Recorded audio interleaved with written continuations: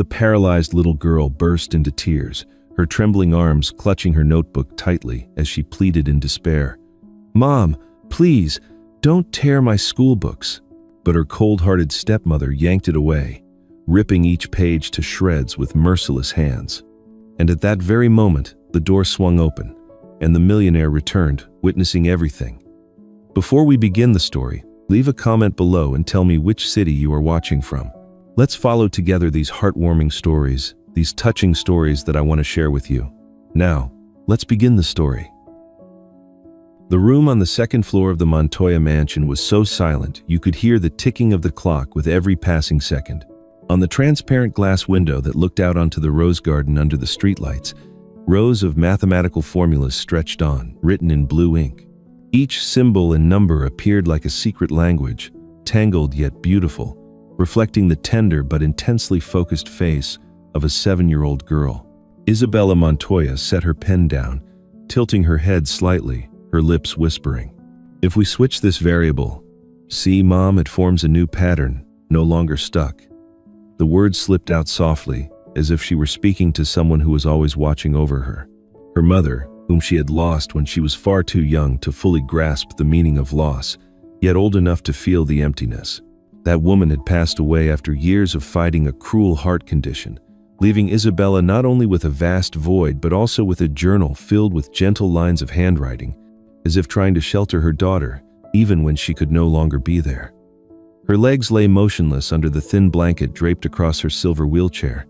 That small figure made the spacious room feel suddenly hollow. Isabella's world was confined to notebooks, formulas, and those whispered conversations with the shadow of her late mother. The door creaked open, a sliver of hallway light spilling inside. Teresa walked in, carefully balancing a tray of steaming food in her hands. A woman in her 60s, her silver hair neatly tied back, her posture slightly stooped after decades of work. Teresa had been with the Montoya family long before Isabella was born. She was part housekeeper, part grandmotherly figure whom the child leaned on. She placed the tray on the small wooden table beside the bed. The aroma of hot chicken soup filled the room, but Isabella's eyes remained fixed on the glass. "You forgot to eat again, little one," Teresa said, her voice carrying a touch of reproach but more worry than anything else. Startled, Isabella turned her head. Her clear blue eyes flickered with unease. "I didn't forget. I just wanted to solve this proof before it disappears from my head. If I stop now, tomorrow, I might not remember how I thought of it." Teresa gazed at the dense symbols written across the glass, then sighed softly. "I know you're smart, Isabella, but even the sharpest mind needs a strong body to support it. Eat a little, then you can keep writing. Don't punish yourself with these numbers." The girl lowered her head, her tiny hand brushing the edge of the notebook resting on her lap, though her eyes still drifted back toward the window where the equations lingered. Teresa didn't press further. She pulled up a chair and sat beside her, her eyes filled with quiet sorrow as she watched that fragile back. The sudden ring of the telephone shattered the stillness. Isabella grabbed it quickly from the desk, her eyes lighting up. The screen displayed the familiar name, Dad. A smile bloomed on her face, the very smile she had waited for all day. "Daddy," Isabella's voice trembled, like a beam of light cutting through the darkness. On the other end came a deep, warm yet weary male voice. "I'm in the middle of a meeting, just calling to make sure you've had dinner. Listen to Teresa, then get some sleep, all right?" A long silence stretched on. Isabella bit her lip, clutching the phone tightly. Hundreds of things pressed against her heart about the new math problem, about the diary her mother had left behind, about how much she missed her father, but her throat closed up. "Yes, I understand." The brief call ended. The screen went dark, leaving behind only a cold stillness. Isabella set the phone down on the table, her eyes clouded with sorrow. Her small hand gripped the edge of her notebook. Teresa watched quietly, her heart tightening. After so many years of witnessing the distance between father and daughter Montoya, she understood this silent pain better than anyone. From the hallway outside, the sharp sound of high heels suddenly echoed, each heavy step striking the polished wooden floor. Every sound reverberated through the space like the beat of a song foreshadowing unease. Isabella looked up, her heart pounding. Teresa frowned and stood, but before she could reach the door, it swung open. Valeria appeared. The young woman's golden hair flowed loosely over her shoulders, and the red dress hugging her figure made her proud stance all the more striking. Her lips, painted with bold lipstick, curved into a faint smile.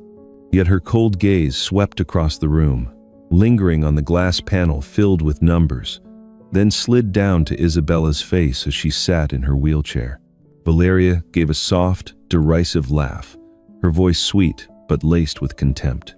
"This won't do you any good." Isabella froze, clutching the notebook against her chest, her lips trembling. The numbers on the glass, moments ago glowing with passion, suddenly blurred through her tear-filled eyes. Teresa's eyes flickered with outrage, but she held it back, choosing instead to step quietly closer to Isabella and place a hand on the girl's shoulder. The air in the room grew heavy, as though the numbers on the glass had just been swallowed by darkness, foretelling a storm about to break over their lives. Teresa took a step forward, her instincts as the woman who had cared for Isabella since birth, urging her to shield the girl from Valeria's cruel gaze. "Ma'am, it's late. The child needs to rest. If you wish to say something, please wait until tomorrow morning."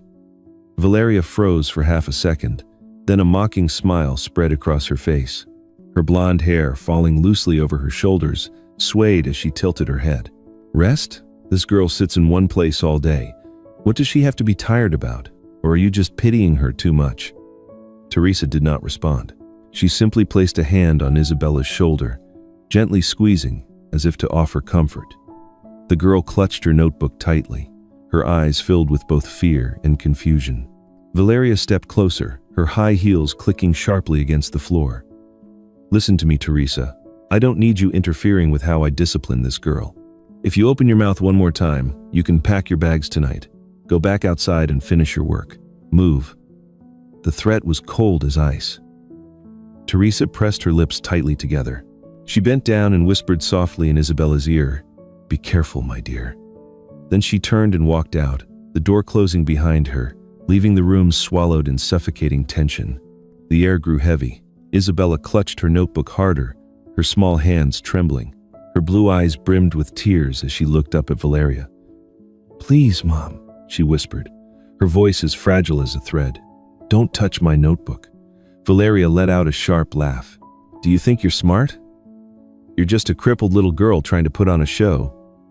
Do these numbers make you walk? Do they make you like the other children? You useless cripple." "I only want to study," Isabella answered, her voice shaking. "That's all I have." "Shut up," Valeria snapped, her words cracking like a whip. She lunged forward and tore the notebook from Isabella's hands. "No, give it back," Isabella cried, her tiny arms trying desperately to hold on, but it was useless. Valeria yanked hard, the pages ripping apart. The tearing sound was sharp, slicing straight into Isabella's heart. She watched in horror as the torn sheets fluttered down onto the wooden floor, her wide eyes frozen in disbelief. "No, please, don't!" The heart-wrenching cry echoed through the room. Isabella lunged forward on reflex, her wheelchair tipped and crashed to the side.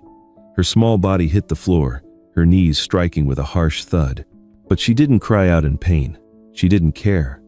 Her trembling hands scrambled to gather the torn pieces of paper, pressing them tightly against her chest as if she were clutching the last fragment of her soul. Valeria stood there, her breath ragged with rage, though her eyes gleamed with a cruel delight. "Pathetic. You're just like your mother, all tears, clinging to worthless things." Isabella lifted her tear-streaked face, her voice breaking yet fierce. "Don't you ever talk about my mother like that. My mother was not worthless." The words burst out between sobs but carried a strength that made Valeria freeze for a moment.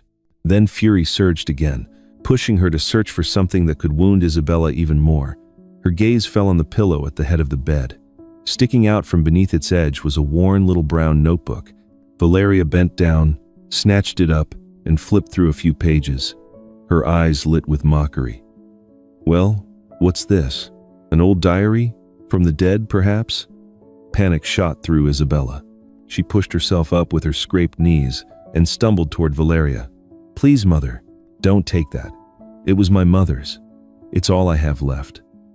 Valeria skimmed a few lines of the careful handwriting and smirked. Sentimental words, meaningless. Why would you keep this? Isabella's voice cracked, tears streaming down her face. Please, don't tear it. You can hit me, scold me, rip my homework, but don't tear the diary. It's what my mother left behind. I'm begging you. She collapsed to her knees, arms raised as if praying for a miracle. Her whole body trembled. Her voice faltered.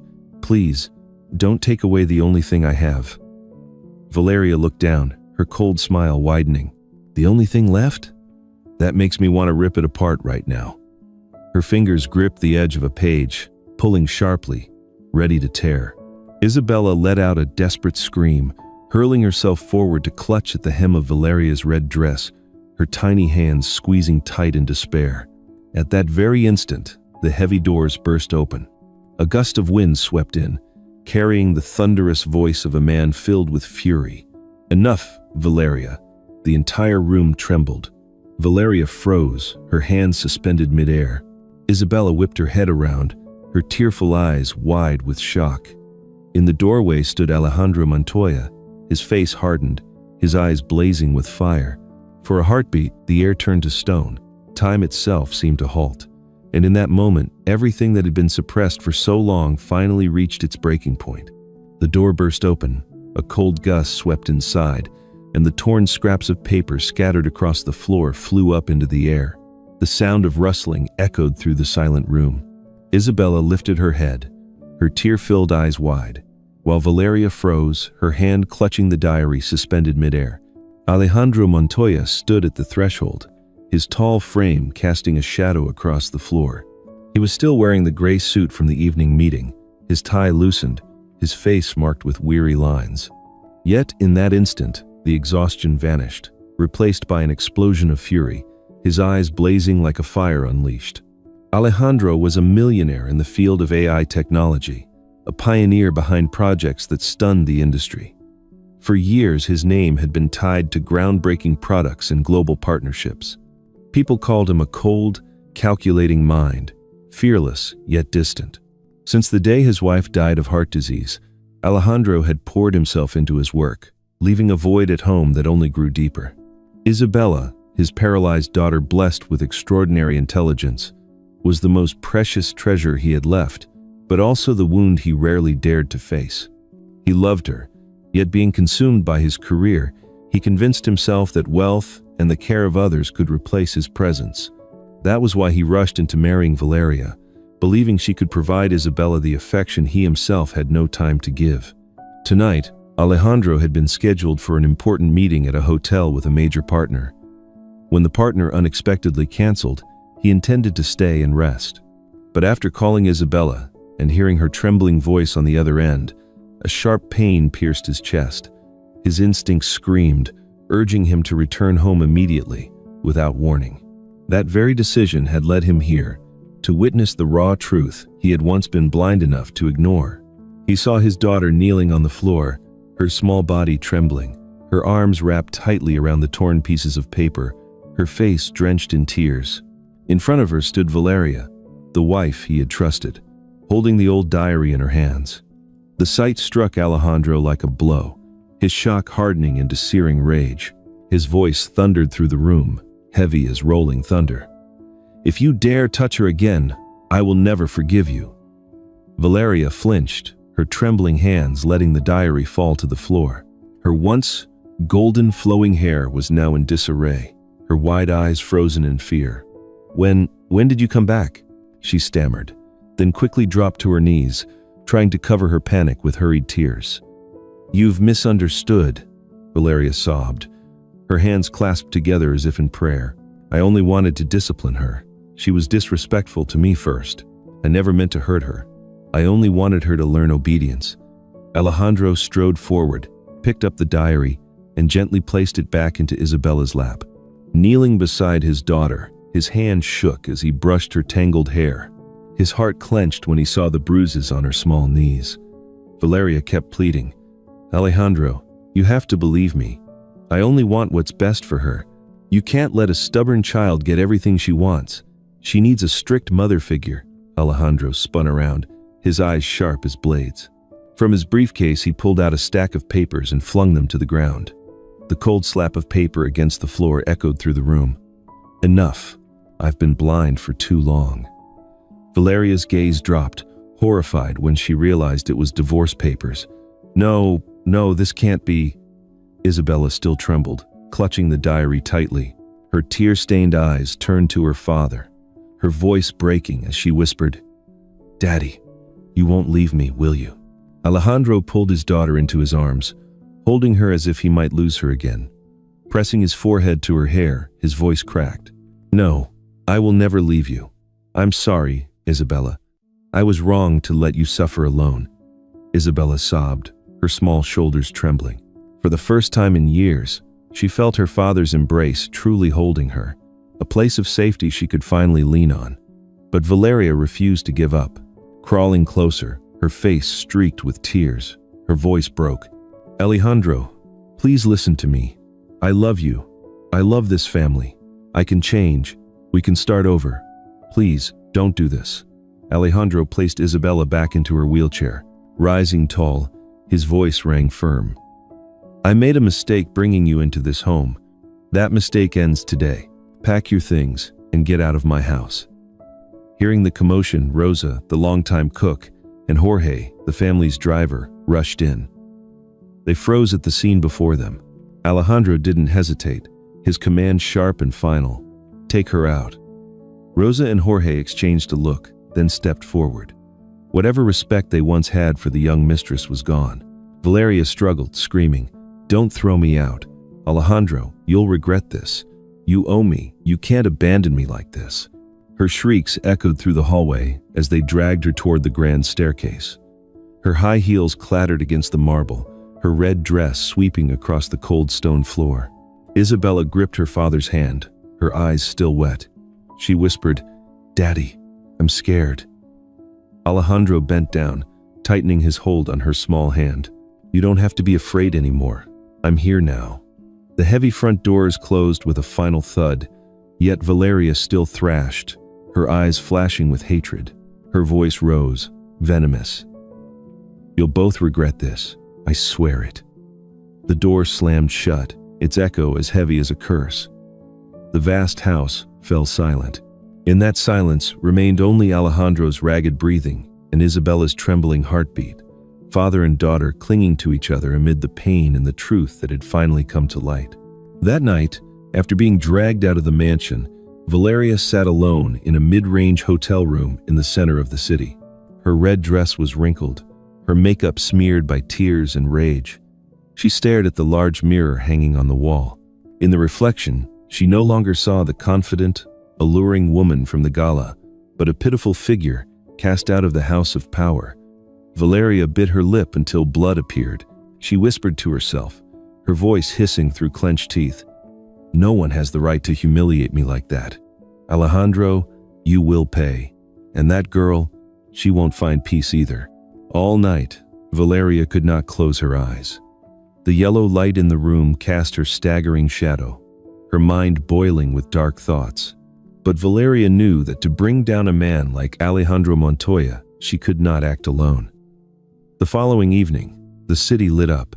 Valeria wore a long black coat that hid her usually golden hair, her makeup heavier than usual to conceal her fatigue. The taxi carried her to a luxurious bar on the top floor of a five-star hotel. Inside, the lights were dim, soft jazz floated in the air, and the strong scent of liquor lingered everywhere. At a VIP table by the window, a man was already waiting. It was Victor Delgado, Alejandro's greatest rival in the tech industry. Delgado, in his early 40s, had neatly combed black hair and eyes as sharp as blades. His tailored black suit fit snugly, his shirt collar open at 2 buttons, a gold ring gleaming on his finger. He was notorious not only for his business skills but also for his ruthlessness, ready to crush any opponent by any means. Valeria walked toward him, her heels striking the floor with a cold rhythm. She sat down across from him, her bloodshot eyes revealing sleepless nights. "You want to bring Alejandro down, don't you?" Valeria's voice was hoarse, but her gaze burned with hatred. Victor lifted his glass of red wine, swirled it gently, and smirked. That question is unnecessary. I've wanted to see him fall for a long time. The real issue is, what exactly are you offering me? Valeria leaned her elbow on the table, her red nails scraping lightly against the wood. I'll help you. I know what goes on inside his house. I know his weaknesses. But I don't work for free. What I want is for him and that daughter of his to be utterly destroyed. I want them to lose everything. Victor chuckled softly, a laugh laced with both surprise and amusement. You hate them that much? Yes, Valeria spat out each word. Alejandro humiliated me. And that little girl, she is the thorn that keeps me from ever owning his whole heart. Without her, I would already be the mistress of everything. Victor set his glass down on the table, his eyes sharp as steel. Fine. But to bring down a man like Alejandro, we can't just throw a few bitter words. We need a detonator, something that will turn public opinion against him. Valeria leaned in, her voice dropping. What's your plan? Victor answered slowly, his tone low and predatory, like a hunter who had just spotted a rich prey. I know someone. She's a reporter, but she feeds on sensational headlines.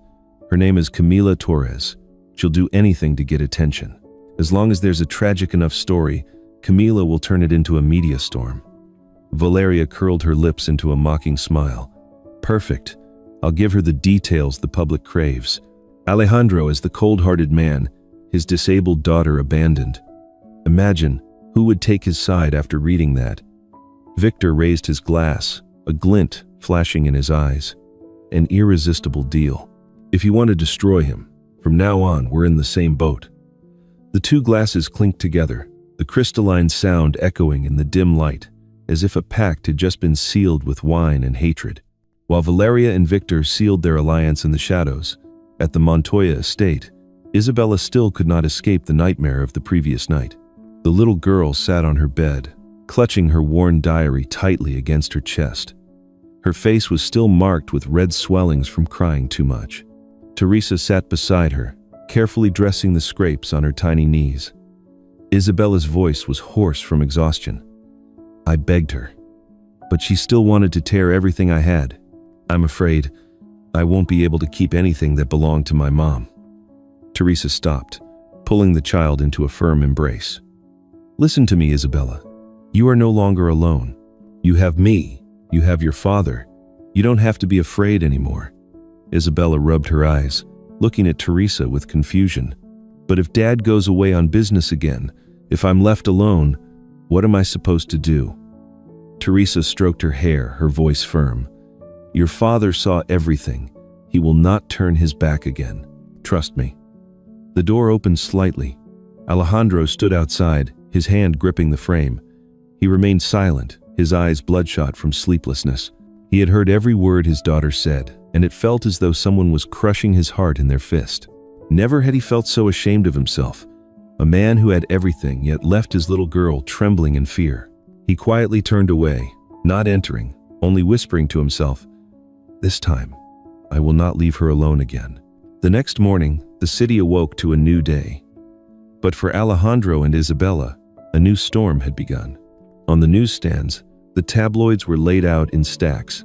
On the front page, a bold, glaring headline screamed, "Millionaire Alejandro Montoya abandons disabled daughter."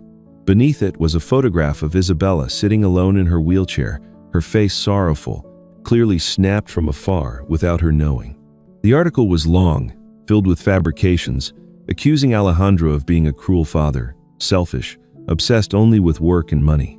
The story had escaped the four walls of the mansion, turning into a raging wave that engulfed both father and daughter, dragging them into the vicious whirlpool of public opinion. The next morning, as sunlight spread across the rows of houses, the air was unsettled by the tabloids scattered on newsstands along the sidewalks. A glaring headline screamed in bold letters, "Millionaire Alejandro Montoya abandons his disabled daughter." The words spread like wildfire. Adults gossiped on street corners, taxi drivers read snippets aloud to their passengers, and groups of vendors shook their heads in dismay. Isabella did not see any of it with her own eyes, but she could feel it. When the school bus stopped in front of the mansion gate, Jorge, the loyal old driver, bent down to lift her up. His face was solemn, and Isabella sensed the day ahead would be anything but peaceful. "Little one, be strong," Jorge whispered as he adjusted her seatbelt. "People can say whatever they want, but only you know the truth." Isabella gave a faint nod, hugging her notebook tightly to her chest. The bus rolled away, carrying her to school, as it always did. Yet inside her heart, a heavy emptiness grew. When the bus finally stopped, Isabella took a deep breath, telling herself to stay calm. But the moment the wheels touched the schoolyard, she knew this day would be different. Dozens of eyes fixed on her, some curious, some pitying, and more than a few filled with scorn. "There, that's her. I saw it. The paper showed her sitting in a wheelchair. Pitiful, isn't it? Her father's so rich, yet he doesn't even care." The whispers pierced Isabella's ears, sharp as needles. She lowered her head, her small hands trembling as they gripped the notebook. Her heart raced, her throat tightened. She wanted to shout that it was all lies, that her father had returned to her side, but the words were trapped inside her chest. In the classroom, the atmosphere was even heavier. When Isabella wheeled herself in, the room went silent. A few chairs scraped across the floor, some eyes turned away, but many others stayed fixed on her, unable to hide their judgment. A whisper rose from the back row. "Maybe her dad's too ashamed to ever show his face." Another voice added, "And she's always bragging about how smart she island. Doesn't matter how smart, she's still useless." Isabella bit her lip, forcing her tears back. She set her notebook on the desk as though it were the last wall protecting her. The classroom door swung open. Strong footsteps echoed against the tile. Mr. Hector Ramirez walked in. He was past 50, tall and lean, his salt and pepper hair combed back, his deep-set eyes cold and unforgiving. Hector was known throughout the school as a strict man, so severe that many students feared him.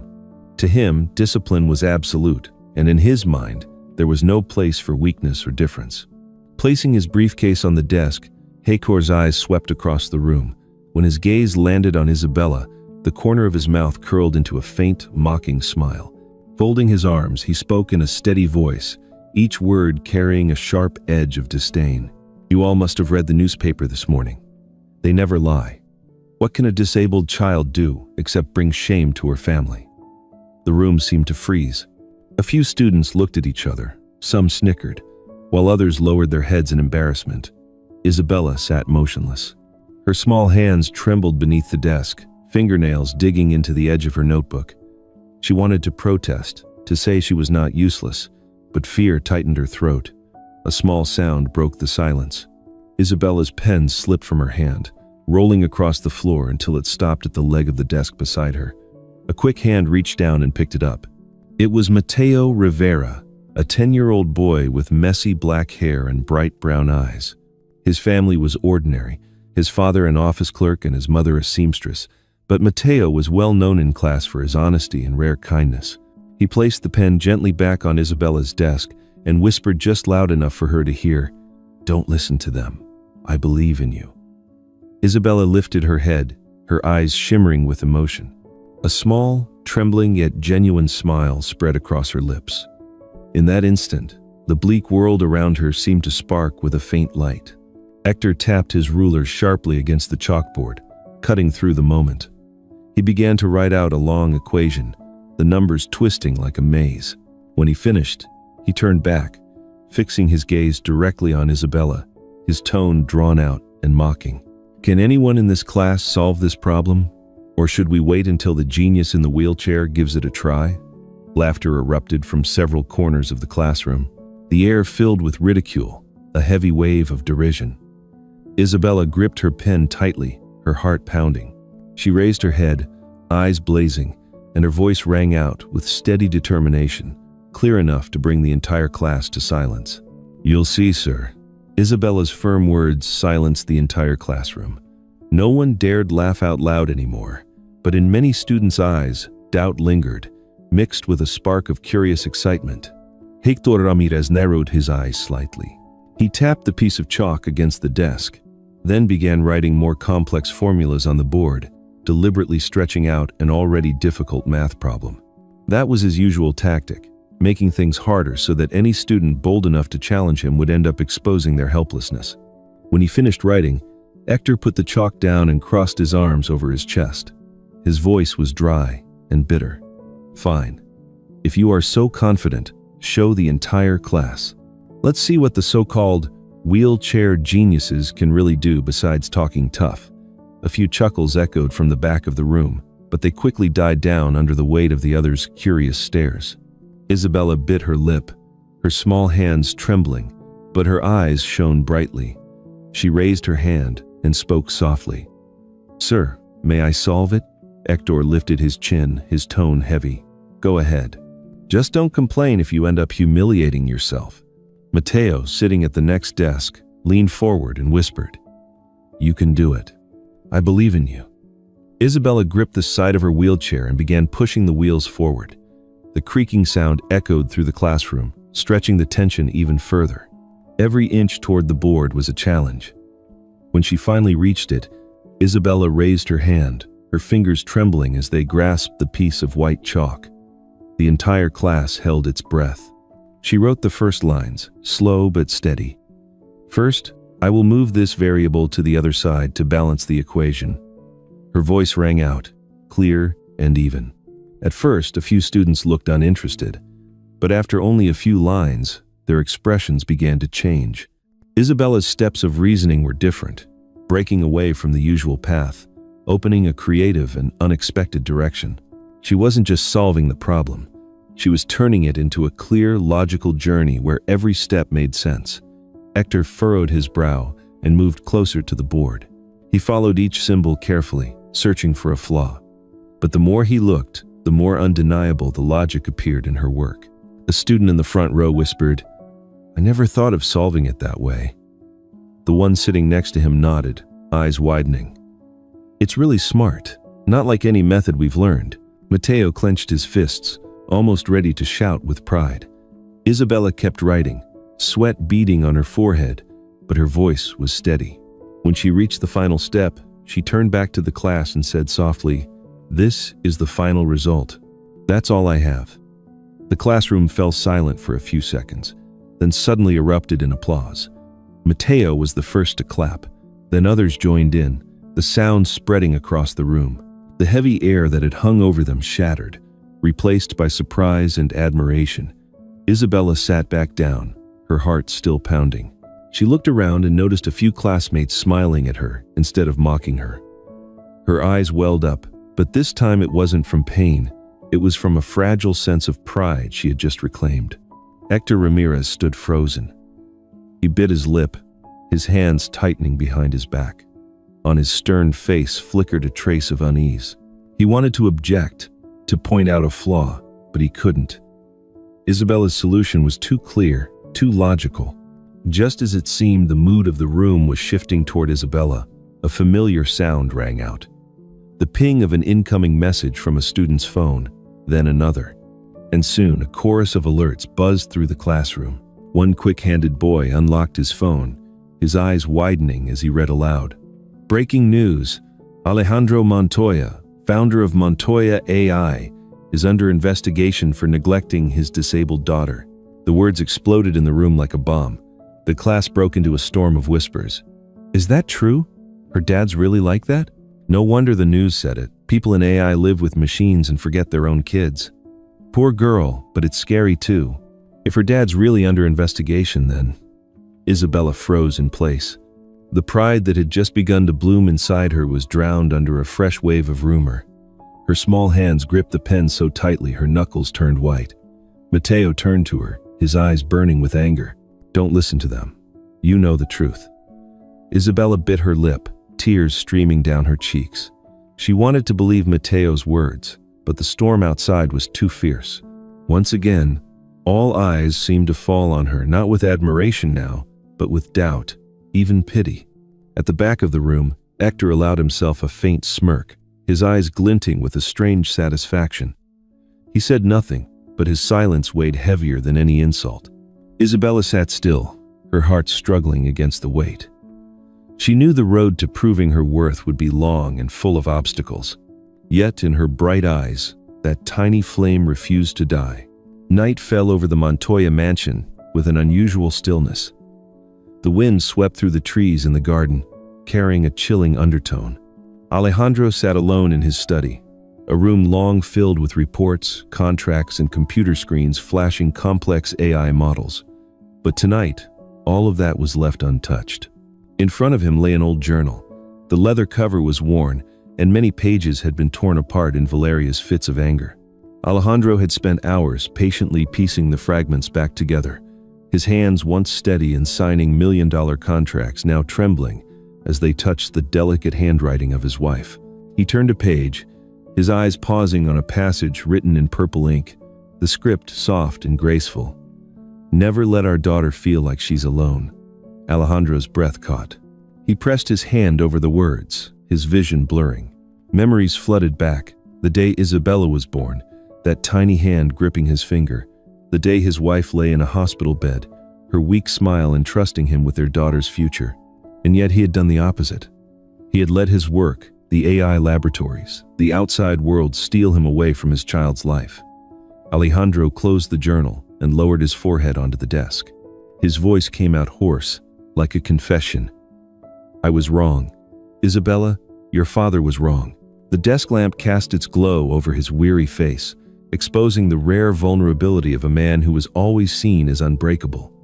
The next morning, Alejandro did not go to the company. For the first time in years, he canceled every meeting. Instead of sitting inside Montoya AI's laboratory with rows of servers glowing, he went to the rehabilitation center where Isabella was undergoing therapy for her legs. The room was bright, its walls painted a gentle shade of blue with pictures of flowers hanging to create a sense of calm. In the corner, physical therapy equipment was neatly lined up. Isabella sat in her wheelchair, her hands gripping the armrests tightly, her face showing a flicker of tension. Beside her was Dr. Lucia Herrera, about 35 years old, her brown hair tied high, her voice deep and warm. She was known for her dedication, for helping countless disabled children rediscover hope with her endless patience. "We'll try lifting your leg once more, Isabella," Lucia said, her eyes encouraging. Isabella gave a small nod, but as soon as she raised her head, she froze. Alejandro was standing at the door, no longer in his fine suit, but in a simple white shirt with sleeves rolled up. No phone, no laptop, only the eyes of a father fixed on his daughter. "Dad," Isabella's voice trembled. "What are you doing here?" Alejandro moved closer, kneeling down to his daughter's level. He took her tiny hands in his own, his breath catching in his throat. "Daddy came to practice with you. I've left you alone for far too long. From now on, things will be different, Isabella." The little girl's eyes widened, filled with tears. "You've never come to me like this before." Alejandro squeezed her hands firmly, his voice steady.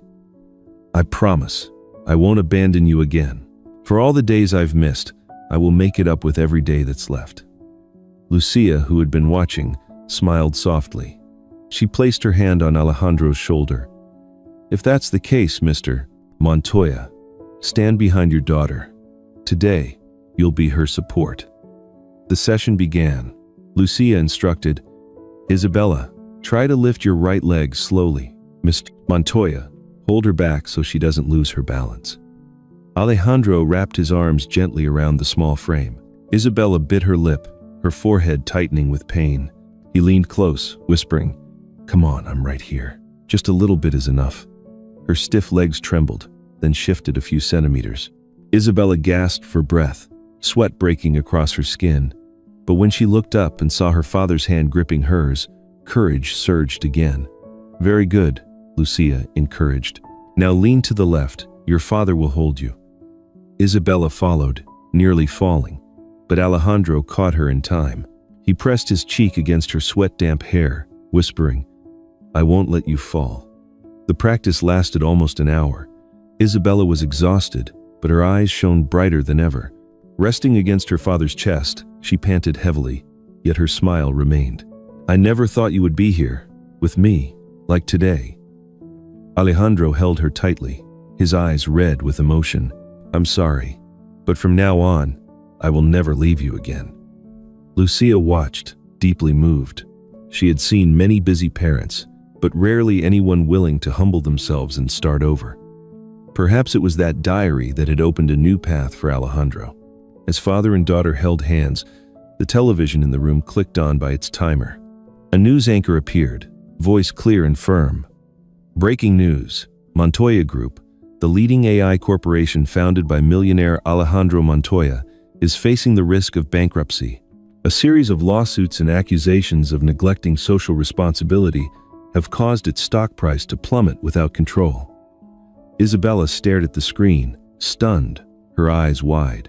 "Daddy, are they talking about your company?" Alejandro tightened his grip on his daughter's hand, his face darkening. The promises he had just spoken still echoed in the room. Yet a new storm had arrived, fiercer than ever. News of Montoya Group's possible bankruptcy hung over the mansion like a dark cloud. Alejandro had not slept all night. Yet when dawn came, he still decided to take Isabella to school. He knew that if he allowed rumors and public judgment to paralyze everything, he would once again be leaving his daughter to face the world alone, something he had just promised never to repeat. That day, the school held its annual writing contest with the theme, "The Home in My Heart." Although she had prepared beforehand, Isabella sat silently in the classroom, clutching her notebook tightly. She could hear whispers rippling around her. "Do you think she even dares to read? Her father is under investigation. Maybe she'll try to defend him? I heard she's good at math, but writing, not so much." Mateo leaned closer and whispered, "Ignore them. Write from your heart. That's all that matters." Isabella looked at him, her eyes bright, yet full of worry. She took a deep breath, then closed her notebook, ready. The auditorium was packed. Parents filled the rows below. Teachers and judges occupied the rows above. Alejandro sat at the back of the room, apart from everyone else, as if trying to avoid their stares. He wore no suit, only a white shirt, looking simpler yet somehow more approachable. The announcer called each contestant. The other children read stories about colorful houses, memories with their grandparents, family dinners. The audience smiled and clapped politely. Then it was Isabella's turn. The room quieted for a brief moment. Some parents whispered. A few students exchanged looks. But Isabella calmly wheeled herself onto the stage. The creak of the wheels echoed, like a steady rhythm marking each step of her courage. Among the teachers' row, Elena Morales, Isabella's literature teacher, clenched her hands tightly, her eyes filled with both worry and hope. Elena, now in her 40s, was strict but deeply caring toward her students. From the very first day she had taken this class, she had noticed that Isabella's gaze was different, the gaze of a child who had seen too much loss, yet still longed to tell her story. Isabella stopped in the middle of the stage and unfolded the sheet of paper. Her voice was small, yet it carried clearly. "My piece is titled, 'My Mother's House.'" A faint murmur rippled through the hall, then silence gradually settled in. "In the little room, my mother used to read me stories." The yellow lamplight glowed against the walls, her voice warm like a lullaby. When she was gone, the room became empty. But I didn't want her voice to disappear. I began to write, to continue those stories. Isabella's voice caught for a moment, but she forced herself to keep the rhythm. "My home is not only the walls and the roof. My home is memory. It is the place that holds my mother's laughter. It is the diary I hug tightly whenever I feel lost. And when my father holds my hand in the therapy room, I know that home is still partly alive." She paused, lowering her eyes.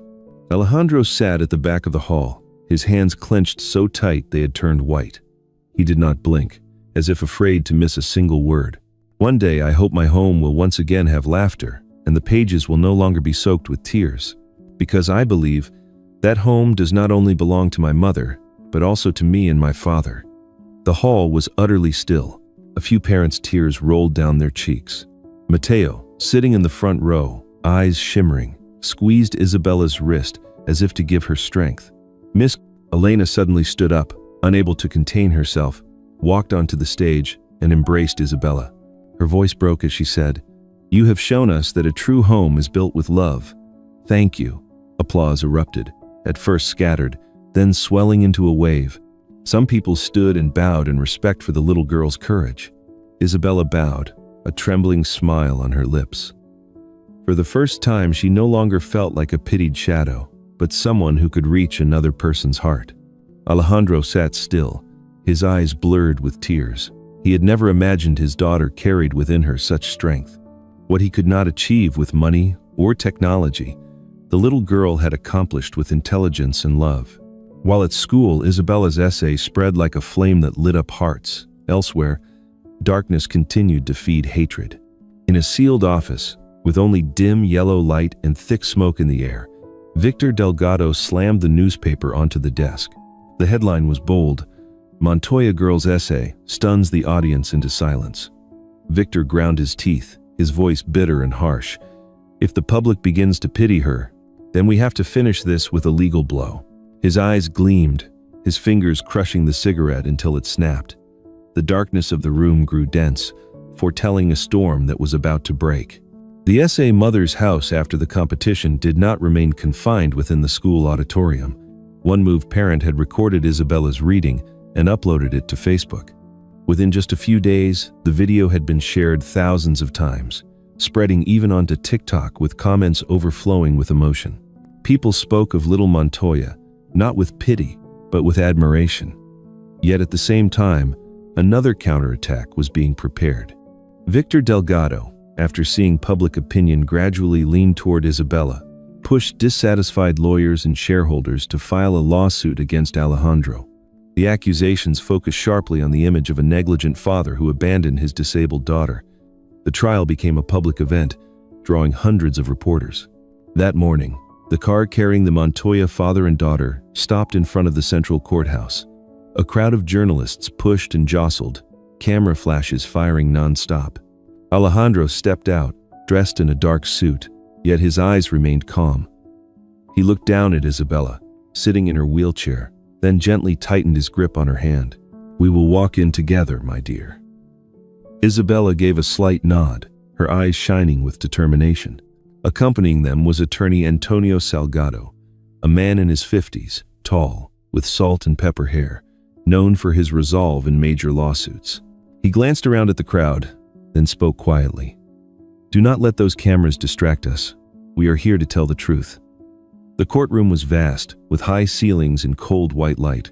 On the elevated bench, Judge Ramirez sat with solemn authority, his face stern. He was over 60, his hair completely white, and his sharp eyes swept across the room as if to pierce through each person present. The public seating was packed. Journalists lined both sides, ready to record every single word. The prosecutor began, his voice firm. "Your Honor, Alejandro Montoya, founder of Montoya AI, devoted all his time to the company, abandoning his disabled daughter. For years, the girl lived only with a nanny and stepmother. This is an unforgivable act of irresponsibility." Alejandro sat silently, his face calm though his hands clenched tightly together. Attorney Antonio rose, his gaze steady. "We deny all of these claims, and to prove it, we will call a witness." The door opened. Doña Teresa entered, the elderly housekeeper, her silver hair tied neatly, her figure frail yet her eyes blazing. She placed her hand on the witness stand, her voice trembling but resolute.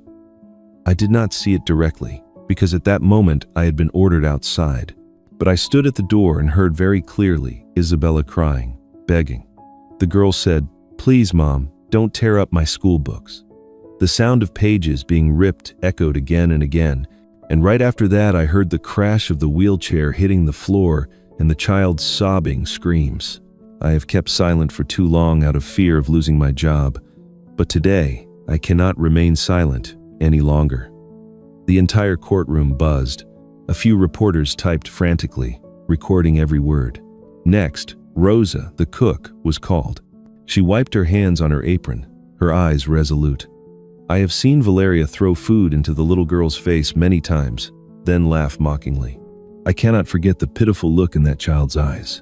Jorge, the driver, stepped forward too, his voice hoarse. I once heard screams coming from Isabella's room, followed by Valeria's curses. I could not keep calm anymore. What she did, she does not deserve to be called a mother. The prosecutor tried to object, but Attorney Antonio immediately produced documents. Evidence of money transfers from Victor Delgado to Camila Torres, a tabloid journalist. Camila was summoned. Under pressure, she trembled, then finally broke down in tears. Yes, I was paid to write those articles. I exaggerated the story about Mr. Montoya abandoning his daughter. I was wrong. I am sorry." The courtroom stirred. Many shook their heads. A few let out heavy sighs. Moments later, an audio recording was played. The voice of Hector Ramirez, the math teacher, filled the room. What can a disabled child ever do? She only brings shame to her father. Hector lowered his head, his hands trembling uncontrollably. The courtroom fell silent, then whispers of outrage rose everywhere. The atmosphere tilted completely in favor of the Montoya family. But just as everyone thought the trial was all but decided, Isabella suddenly raised her hand. "Please, may I speak?" The room went quiet. Alejandro turned, ready to stop her, but then he saw his daughter's eyes, the same determined look she had on the night she solved that math problem in front of the entire class. Sitting in her wheelchair, Isabella clutched her notebook tightly. Her voice trembled at first, but grew stronger with every word. "I know many people pity me, but I do not need that pity. I only want to learn, to live like every other child." She took a deep breath, her eyes shining. "Please do not use my legs to deny my mind. I cannot run, but I can write. I can solve math. I can dream, and I know my father has never abandoned me." At that moment, the courtroom was utterly silent. Then applause erupted, one person at a time. Mateo, sitting in the public gallery, was the first to clap. Then Rosa, then Jorge, and soon an entire row stood up. The sound of applause thundered, rolling on without end. Alejandro bowed his head, tears falling onto his clenched hands.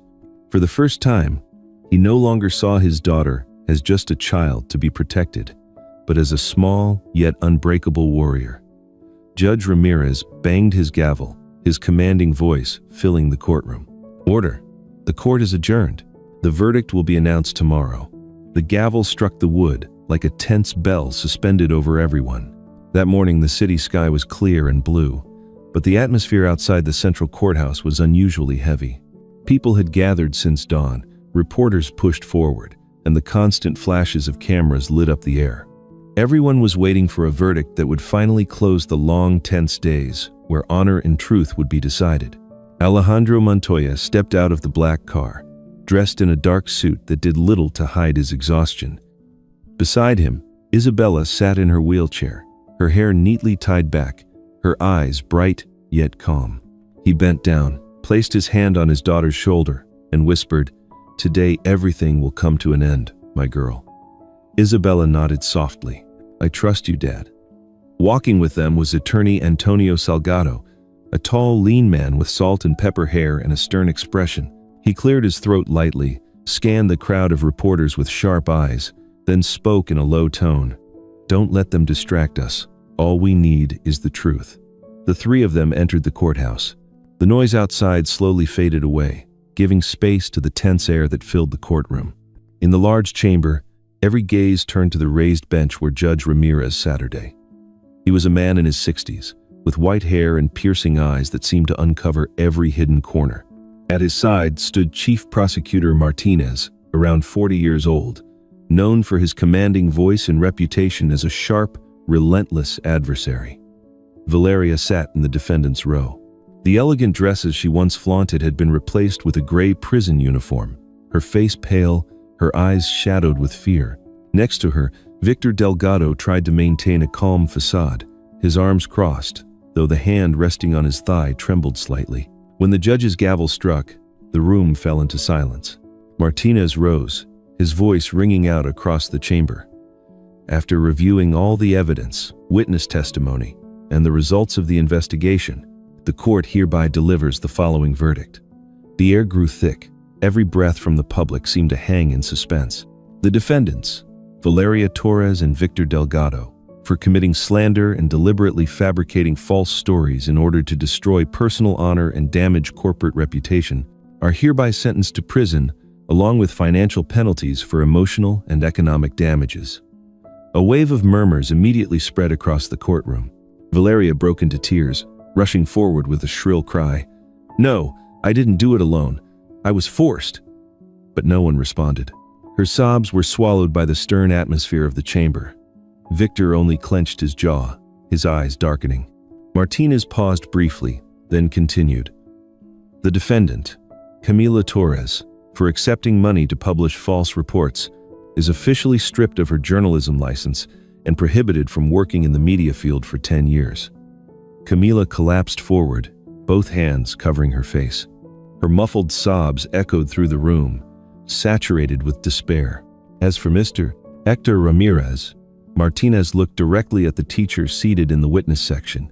Your discriminatory behavior toward students, which violates the ethics of your profession, results in suspension from duty and mandatory participation in a disciplinary investigation by the Education Board. Hector bowed his head, unable to utter a single word. The entire courtroom buzzed with whispers. Heads shook in disapproval, eyes full of disappointment, interlaced with a few weary sighs. Finally, the chief prosecutor lifted his gaze, his voice firm and unyielding. Mr. Alejandro Montoya, founder of Montoya AI, there is no evidence whatsoever that you abandoned your daughter. All accusations are baseless. He is fully exonerated. The judge's gavel struck with authority. This trial is adjourned. Outside the courthouse, swarms of reporters rushed forward. But this time, there were no more hostile questions. Instead came cheers, applause, and celebration. One reporter held up a newspaper featuring Isabella's essay, shouting, "Her mother's house has moved the entire nation to tears." Alejandro bent down and looked at Isabella. His daughter smiled, her eyes shimmering. He knew they had just stepped out of the darkness. In the days that followed, public opinion shifted. The Montoya Group, once shaken, began to recover. Shareholders returned, stocks rose, and confidence was restored. But more importantly, Alejandro's name was no longer tied only to AI technologies. It was now associated with the image of a father who had stood up for his daughter. At school, Isabella also experienced big changes. On her first day back in class after the trial, she hesitated as she rolled her wheelchair into the room. To her surprise, Mateo rushed forward to push her chair. A few other classmates stepped up, their faces flushed. "Isabella, we're sorry. We were wrong to believe those rumors." Another girl whispered shyly, "You're really talented. We admire you." Isabella smiled with trembling lips, her eyes brimming with tears. For the first time, she felt recognized by the very people who once turned their backs on her. Her essay, Mother's House, was no longer just a memory from the contest. It was published in a national education magazine and used as an example in many classrooms. Miss Elena Morales brought the magazine to Isabella herself, her voice emotional. "You wrote for an entire generation. Your essay will help many children understand that intelligence and a strong heart are more powerful than any hardship." One afternoon, in the familiar study room, the golden glow of sunset streamed through the wide glass windows. There were no longer computer screens shining through the night, no stacks of documents piled high. On the desk, there was only a hot cup of tea and a small notebook of poems that Isabella was still writing. Alejandro sat beside her, his hands gently resting on his daughter's shoulders. Isabella looked up, her voice small yet clear. "Dad, I never really lost Mom, because you have always been my support." Alejandro held her tightly, tears running down his face. His voice trembled, but it was steady. "I promise I will never leave you alone again. Never again." Isabella smiled and placed the notebook on the desk. On the last page, the childlike handwriting stood out. "When the light returns, the darkness has no place to hide." In the stretching rays of the afternoon sun, father and daughter sat side by side, with no distance between them. The wounds slowly closed, making way for a new journey, a journey of love, trust, and healing. A year had passed since the gavel echoed through the courtroom. The city had stopped talking about it. The newspapers that once ran sensational headlines had moved on to other topics. But inside the Montoya mansion, the real change was taking place. Alejandro was no longer the man who spent sleepless nights in front of server screens, no longer letting artificial intelligence consume his entire life. He had learned to leave the office early, learned to switch off his phone during dinner. The multi-million-dollar contracts were still signed, but they no longer came at the cost of his absence from his daughter's life. Isabella, now 8 years old, still sat in her wheelchair, yet her eyes had grown brighter. She continued with her therapy, sometimes making progress painfully slowly, but she was no longer alone in that journey. At every session, her father sat beside her, lifting her small arm, whispering words of encouragement. One afternoon after school, Isabella sat in the reading room with a pencil in hand. She was writing more lines of poetry. Then she looked up toward the window. Alejandro walked in, carrying 2 cups of hot cocoa. He set one in front of his daughter, then sat down next to her. "What are you writing?" he asked gently. Isabella handed him the notebook of poems, her cheeks flushed. "I'm writing about our home, not the one made of bricks and cement, but the one built from memories. I think maybe Mom would smile if she read it." Alejandro turned the pages slowly, his expression softening. The words were simple but profound, like brushstrokes painting over a once broken family portrait that was now healing. He gently placed his hand on her hair and whispered, "My little girl, you have taught me what true happiness really means." Isabella looked up at him, her eyes shimmering. "Dad, before you used to chase after thinking machines. Now I see you've learned to think with your heart." Both father and daughter laughed.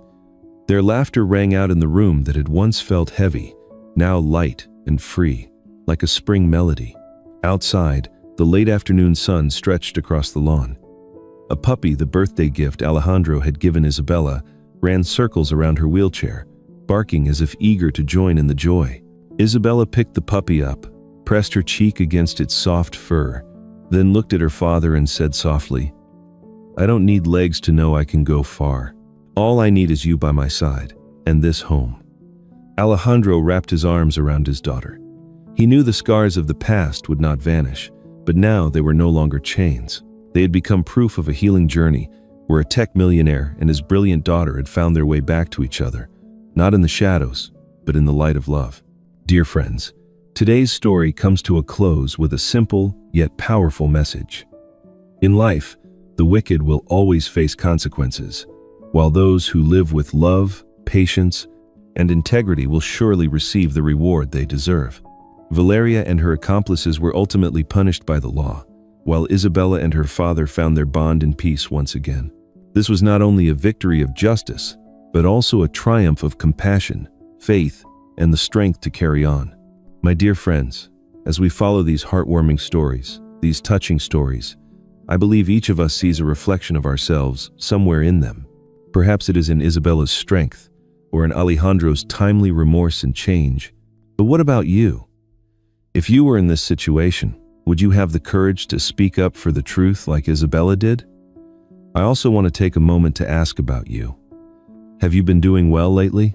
Is there something weighing you down, or maybe a small joy you would like to share?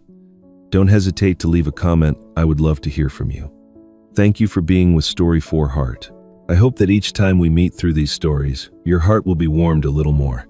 The millionaire pushed the door open and froze in shock when he saw his 7-year-old daughter kneeling in a puddle of water, her dress torn to shreds, her hands streaked with blood.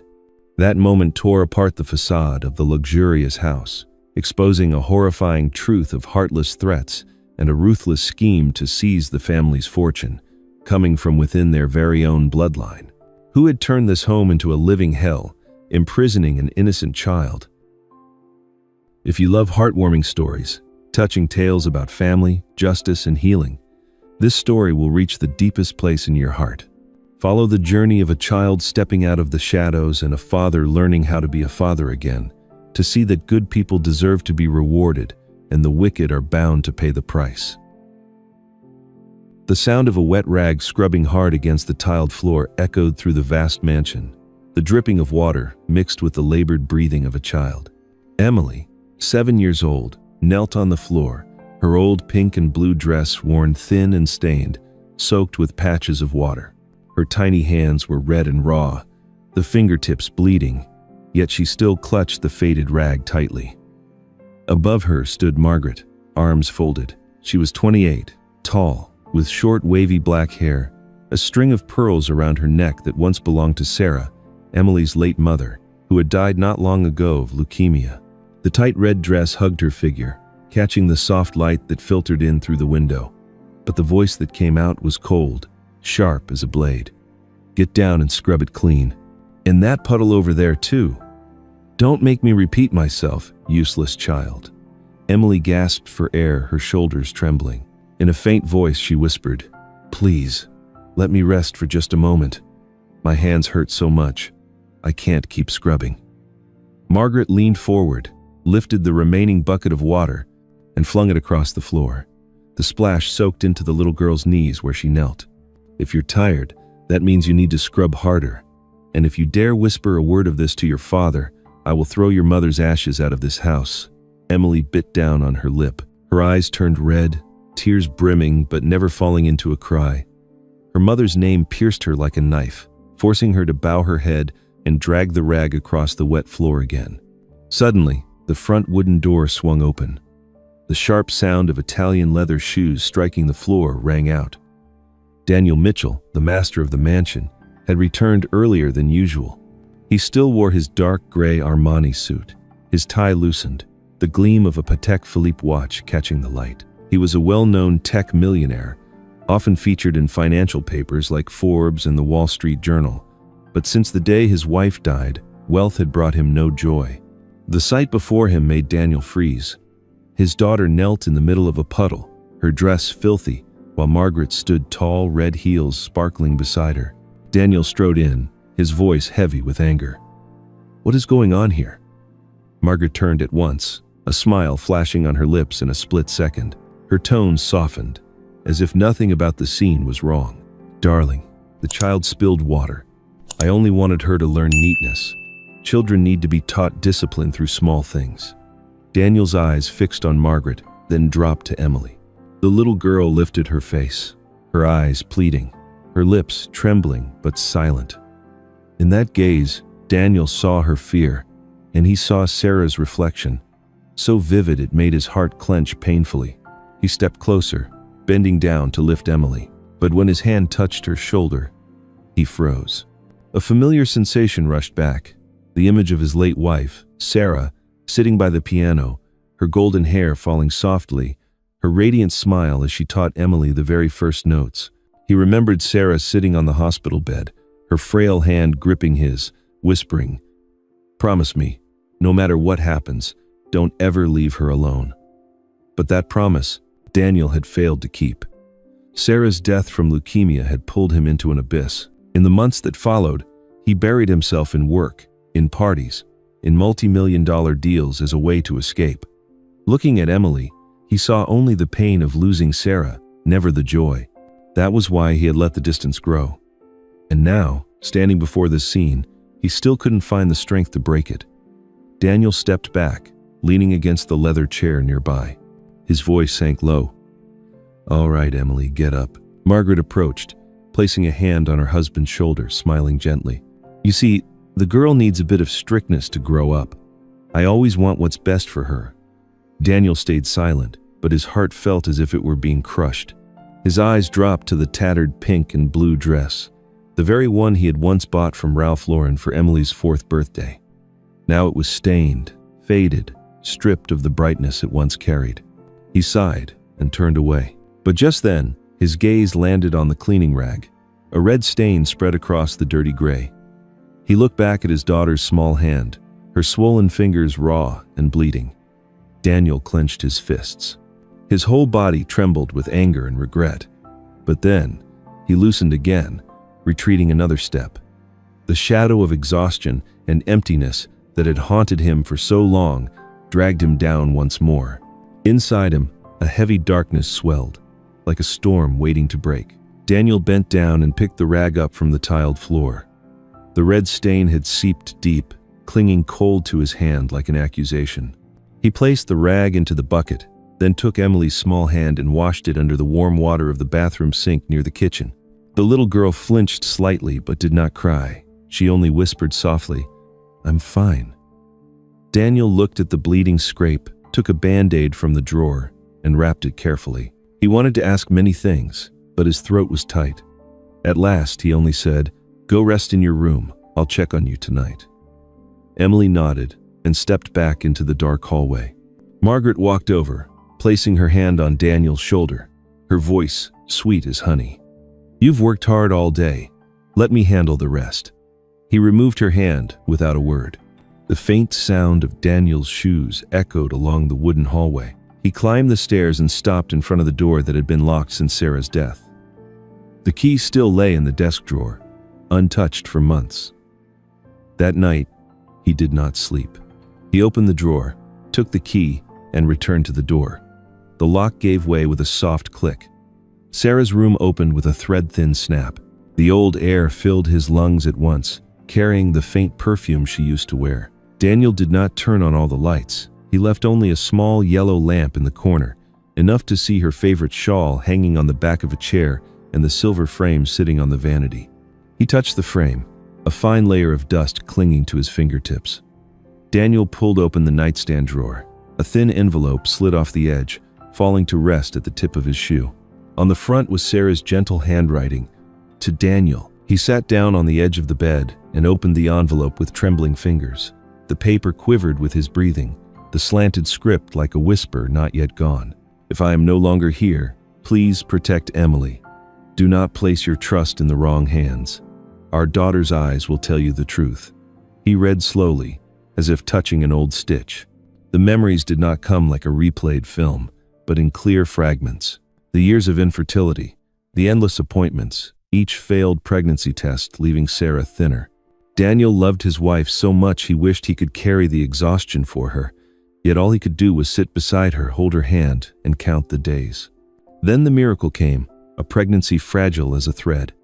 They learned to live lightly, move slowly, obey every word of the doctor. Emily was born weak, placed in an incubator, while Sarah was left drained. Daniel stood outside the glass, learning to sterilize bottles, to speak to a tiny life with a steady, warm voice, learning even to swallow his tears so his wife would not worry. They had passed through days like that, diligent and tender, believing hardship had finally left them. Then, when Emily turned 5, leukemia struck. The hospital became their home again. Transfusions, tests, prescriptions repeating endlessly. Sarah still smiled, but her strength left her body like leaves falling from a branch. Daniel looked down at the paper, then raised his eyes to the empty stretch of wall where a family photo once hung, taken during one of their rare, quiet summers. He set the letter on the pillow, turned the small frame on the table so he could look straight into the eyes from memory, not to cling to the past, but to face a truth. He had stepped back when he should have stood firm. "I didn't keep my promise," he said quietly, as if recording his own statement. "I let you carry the burden alone because of my fear." The words fell softly, not loud, not dramatic, but they stayed heavy, as if this was the first time he dared to name his failure. He stood and opened the small wooden box where Sarah had once kept a few simple pieces of jewelry. The pearl necklace wasn't there. Daniel clenched his fist, exhaled slowly. Margaret's image in a red dress, with the necklace flashed in his mind, sharp as if it had happened only minutes ago. He closed the box, placed it back exactly where it belonged, then turned toward the small desk in the corner, where Sarah's notebook still held her notes on raising their child. On the marked page, she had written, "When your child is afraid, don't ask what they did wrong. Ask what they had to endure." Daniel closed the notebook, took the letter with him, and stepped out of the room. He locked the door, slipped the key into his pocket. The hallway was dim, the night light casting a pale yellow streak across the wall. Emily stood there, holding a cup of water with both hands. She didn't speak, only looked up at him. Her large eyes, wet and silent, carried a light mixed with fear and hope. Daniel knelt to meet her at eye level. He wanted to say everything would be fine, but an empty promise would only break more than it could mend. He chose a different way, calmer. "Does your hand still hurt?" he asked, his voice low and steady. Emily shook her head. "Are you thirsty?" She nodded slightly. "Go back to your room, drink slowly, then lie down.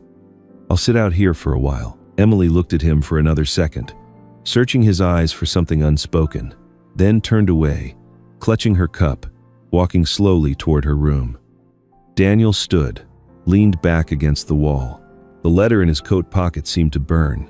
He pulled out his phone, scrolled through his contacts until he reached Jacob Reynolds. Jacob had been a college friend, now a family attorney, the one who had helped Daniel and Sarah establish the Sarah Foundation for Children with Blood Disorders. His finger hovered, not pressing the call. Tonight wasn't the time. He needed to hear one more thing, from Emily herself. He walked closer to his daughter's door, stopped just outside. Inside, the faint rustle of blankets reached him. Daniel didn't open the door. He didn't want to startle her. He simply stood, listening to the breathing of a child, trying to put herself to sleep after a day of being forced to endure things she couldn't understand why adults could be so cruel. He placed a hand over his chest, feeling the pulse beat into his palm. Her eyes will tell you the truth. Sarah's words returned once more, clearer now, firmer. Daniel looked down at the floor, where no watermarks lay, only a faint sheen, as if left by someone about to step out of their silence. He turned away, left the hallway, and went downstairs. The kitchen light dimmed, the house fell back into quiet, but this quiet felt different. It wasn't thick and suffocating anymore. It opened into a space where something real could begin. As Daniel passed the top of the stairs, he heard Emily's door creak open. She peeked out, saying nothing, just staring straight at him, her eyes trembling yet bright.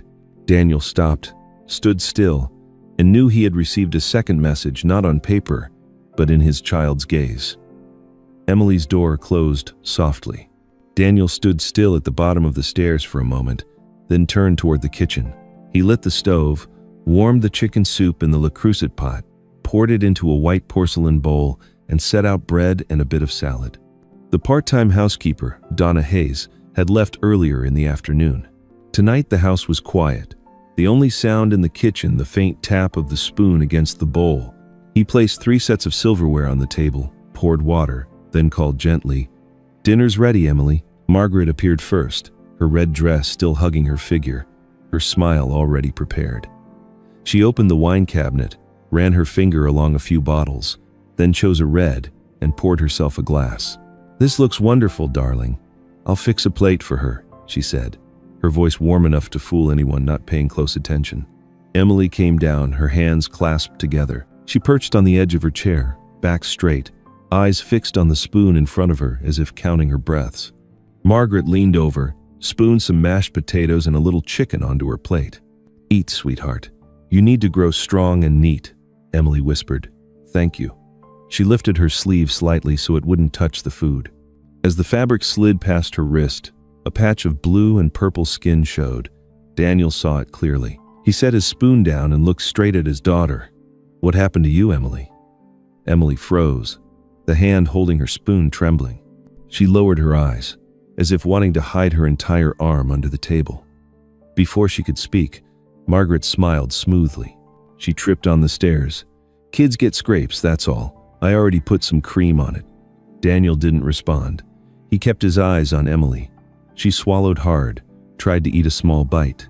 The sound of it carried through the silence. He wanted to press her further, but suddenly his throat burned dry, as if something blocked his voice. Margaret leaned in, steering the conversation away with practiced ease. "Tomorrow I'll take her shopping for a few new outfits. She's growing so fast. By the way, what's your schedule like next week? I'll help organize things." Emily reached for a piece of bread, her left hand gripping the edge of the chair so tightly her knuckles turned white. Daniel noticed every small movement. He lifted his glass, took a sip of water to buy time, but the taste only reminded him of the letter in his jacket pocket from the night before. He turned toward his daughter, lowered his voice so only she could hear. "If you're hurt, you tell me." Emily glanced up for an instant, then dropped her eyes again, whispering as if afraid to lose her breath. "I'm fine." Dinner moved slowly. Margaret talked about a fundraising event in town, mentioned a few acquaintances, laughed at the right moments, and laid her hand over Daniel's while speaking about responsibility. Daniel gently removed her hand, stood, and began clearing the table. Emily immediately rose too, carrying her plate. "Leave it, sweetheart," he said. "I'll take care of it." Margaret glanced sideways, her sweet tone thinning like a blade. "Let the girl help a little. She needs to learn." Daniel didn't argue. He simply took the plate from Emily's hands and gave her a dry towel. "Wipe your hands and go read for a while in your room." Emily nodded, accepted the towel, and met his eyes for a second. In hers was something that looked both extinguished and stubbornly alive, like a candle shrinking against the wind. When the kitchen was finally clean, Daniel turned off most of the lights, leaving only a single golden glow in the corner. He walked through the living room and stopped by the piano. The lid was still closed.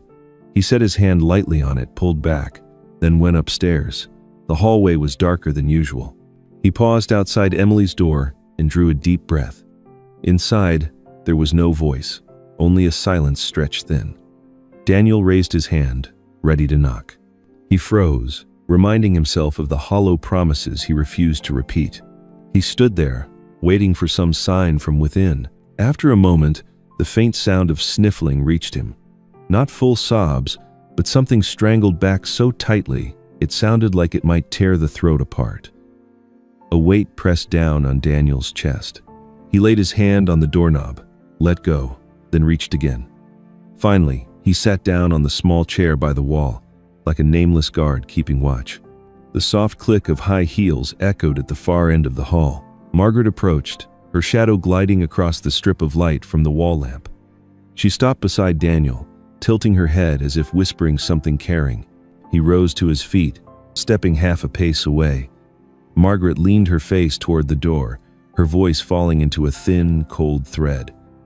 "Remember what I told you. One word to your dad, and your mother's ashes will be gone from this house." The sob inside cut off instantly, strangled.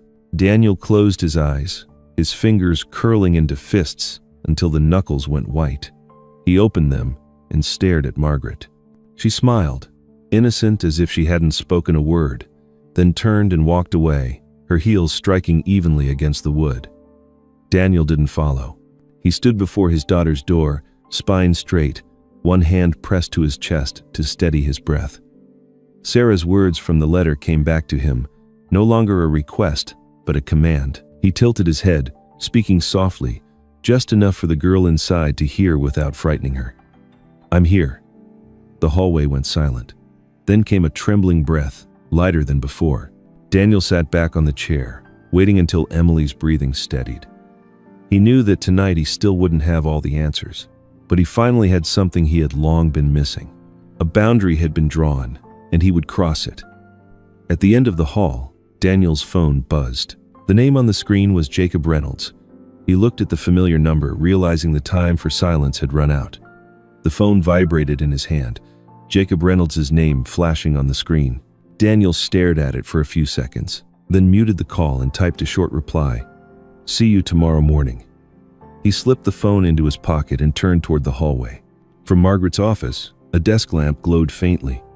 The door was left ajar.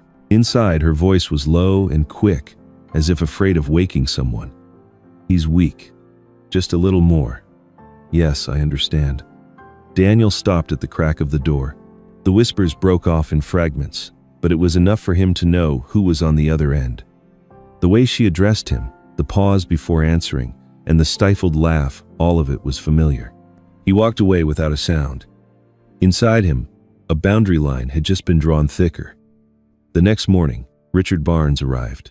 Daniel's younger brother by a few years, perfectly tailored in a suit, smiling as though the sunlight itself had followed him through the door. Richard carried a large gift box, its glossy wrapping catching the light. "Good morning, brother. Good morning, princess," he said, setting the box on the table. "I brought you something." Emily had been sitting in a chair reading, but at the sound of footsteps she closed her book and slipped behind the sofa. Her small hand clutched the edge of the fabric tightly. Margaret followed Richard in, her voice bright and pleasant. "See, Richard always thinks of family," she said warmly. Daniel stood at the head of the table, watching every movement without missing a beat. He turned to his daughter. "Aren't you going to thank Uncle Richard?" Emily shook her head, eyes fixed on the floor. "I don't want to." Richard froze for a second, then forced a laugh, spreading his hands as if to take the blame. "Kids, you know, just a little shy. It's fine." He pulled out a chair and sat down, turning to Margaret. "When you called yesterday, the signal was so bad." Margaret caught Daniel's gaze. The smile on her lips stayed, but the corners of her eyes tightened. "Oh, I was asking about next week's charity event," she replied lightly. "Richard has connections with the education fund. He wants to help Emily have a good environment. Daniel said nothing. He poured a glass of water and slid it toward Emily. She took it with both hands and whispered, "Thank you, Dad." Richard opened the gift box and pulled out an expensive doll with a full set of accessories. He tried to make his voice cheerful. "Sweetheart, come here. Let me show you how to dress the doll." Emily didn't move. She pressed deeper against the back of the sofa, her hair covering half her face. Her small hand instinctively tugged at her sleeve to hide the bruises on her wrist. Daniel saw it, and he also saw Richard notice. In that moment, the corner of Richard's mouth curved ever so slightly, like the familiar crease of a man who had already won many small games and was waiting for the big one. At dinner, Margaret set the table and told Donna to leave early. She chose the wine, poured evenly, her steps quick, her storytelling voice soft. "I think our family should take a weekend trip. You're too tense." Richard said there's a new resort near the lake, quiet, a place where Emily could have a change of scenery. Daniel chewed slowly, listening but not nodding. Emily ate little, occasionally glancing at him as if searching for a signal. Richard raised his glass toward Daniel, his voice lowered with a tone of intimacy. "Brother, you work too much. Sometimes you should rest and let others share the burden." The words dropped onto the table like a small pebble, but the ripples spread far. Daniel set down his knife and fork, wiped his hands with a napkin. He looked at Richard, then glanced briefly at Margaret. Richard's smile widened as he clinked glasses with her. "Family is meant to lean on one another," he said, his eyes never leaving Daniel. "How would you share it?" Daniel asked quietly, as if the matter were unimportant. "Well, the paperwork, the management, the things that wear you down, Margaret and I can step in," Richard replied, his voice carrying a mix of care and casualness, as if offering something harmless. "You'd have your hands free. You could stay home with your daughter. We'll handle the hard parts." Emily put her spoon down, her small hand curling into her lap. Daniel heard the sound of the spoon touching the plate, so clearly it seemed the only sound in the room. He leaned over and poured more water for his daughter. "Drink this," he said, then looked back at Richard. "I'll think about it." Margaret cut in, her voice as soft as silk. "No rush. What matters is that you get some rest." Richard raised his glass again, his eyes gleaming, his smile flawless. "Then for your health and for Emily's future, you should rest and let others share the burden." His gaze lingered on Margaret a beat too long, as if sending a silent message. Daniel shuddered, not from the wine, but from the sense that one door had just closed behind him and another was opening in front, leading into a room where he would be forced to choose sides. Daniel set his glass down, looked straight at his younger brother, while his other hand gripped his phone tightly under the table. On the screen, a message from Jacob had just appeared. "Tomorrow morning, 9 o'clock, my office." Jacob's message was still lit on the screen. The next morning, at 8:58, Daniel pushed open the door to a small office on Main Street. Inside, Jacob Reynolds rose to greet him, of medium build, steady eyes, the calm voice of a family lawyer who had seen more turmoil than the rumors suggested. "Have a seat, Daniel," he said, cutting straight to the point. "Tell me everything." Daniel kept it brief, no more avoiding. When he finished, Jacob nodded, lifted the phone, and called someone. "Frank, I need you." 10 minutes later, Sheriff Frank Dalton walked in. He was in his early 50s, broad-shouldered, sun-weathered skin, the steady gaze of a man used to trouble without losing his sense of fairness. He shook Daniel's hand, speaking slow and clear. "I'm here to protect a child. Say directly what you want done." The plan was simple, but solid. They would place a legal recording device in the home's shared space, the living room where Daniel, as homeowner, had full authority. The device would only activate when sound crossed a set threshold, and all data would be sealed as evidence. Daniel nodded. "Margaret has a spa appointment at noon," he said. "We'll have 1 hour." That noon, the back door of the mansion opened. Jacob and Frank entered with Daniel, making no noise. The sheriff quickly scanned the corners of the room, then mounted the tiny device on top of the bookshelf, disguised as a smoke detector. Jacob tested the signal. A light blinked once, then went dark. "It's working," he said. "Now just act normal, and don't take your eyes off the girl if you can help it. If needed, we'll come immediately." Daniel walked them to the door. Before leaving, Frank placed a firm hand on his shoulder, giving it a light squeeze. Stop blaming yourself any further. Your job now is to trust the girl and to trust yourself. Daniel nodded. He stood on the porch steps, watching the two men leave, then turned back inside. Emily was sitting on the staircase, clutching a book to her chest. She looked at him as if asking, but too afraid to voice it. Daniel moved closer, gently brushed her hair. "This afternoon I'll need to step out for a while," he said softly, only for her to hear. "But I'll be close." Emily nodded, her eyes blinking fast. At exactly 3 o'clock, Daniel picked up his car keys. Margaret appeared in a new dress, her perfume sharper than usual. "You've got a meeting?" she asked, lips curling faintly. "Good. I have a few lessons for Emily." Daniel paused for a beat, then opened the door. "Don't teach her things that make her afraid," he answered slowly. She kept the smile, but a cold glint flashed in her eyes. The door shut behind him. Daniel slid into the car seat, not starting the engine yet. His phone buzzed. A message from Jacob. "I'm listening live. Stay calm. 5 minutes. 10 minutes. 15 minutes. Daniel finally started the car, drove out onto the street, and parked in a lot across from the park, keeping just the right distance. The sun dragged the shadows longer. His phone buzzed again. This time, an audio file came through the secure app. Daniel played it, pressing the phone to his ear. A chair scraped hard across the floor. Then Margaret's voice, stripped of all sweetness. "Neil, clean it. Don't look at me like that." A child's labored breath, the sound of a rag wrung out. Daniel's grip tightened on the steering wheel. The next word slammed into his chest. "If you open your mouth, your mother's ashes will scatter on the street." The silence after that sentence was so heavy that Daniel thought he had stopped breathing. Then came Emily's muffled sob. The little girl pleaded in broken whispers, "Please don't. I won't say anything." Daniel turned off the engine, opened the door, stepped out of the car, then got back in, like a man who suddenly remembered the cliff in front of him. He called Jacob. The line was picked up immediately. "I heard it," Jacob said, his voice dry but steady. "Daniel, stay exactly where you are. Frank is requesting an emergency protection order. Do not confront her now, or she will twist the story. Let us come in the right way." Daniel leaned his head against the seat, his hand covering his eyes. His chest ached as if someone had punched him straight on.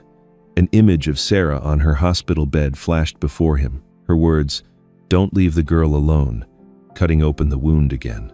He drew a deep breath, forcing his breathing back into rhythm. "Hurry," he said into the phone. "I don't want another sentence like that spoken inside my house." Evening fell, shadows lengthening along the sidewalk. Daniel drove back to Jacob's office. As soon as the door closed, he plugged the audio file into the large speaker.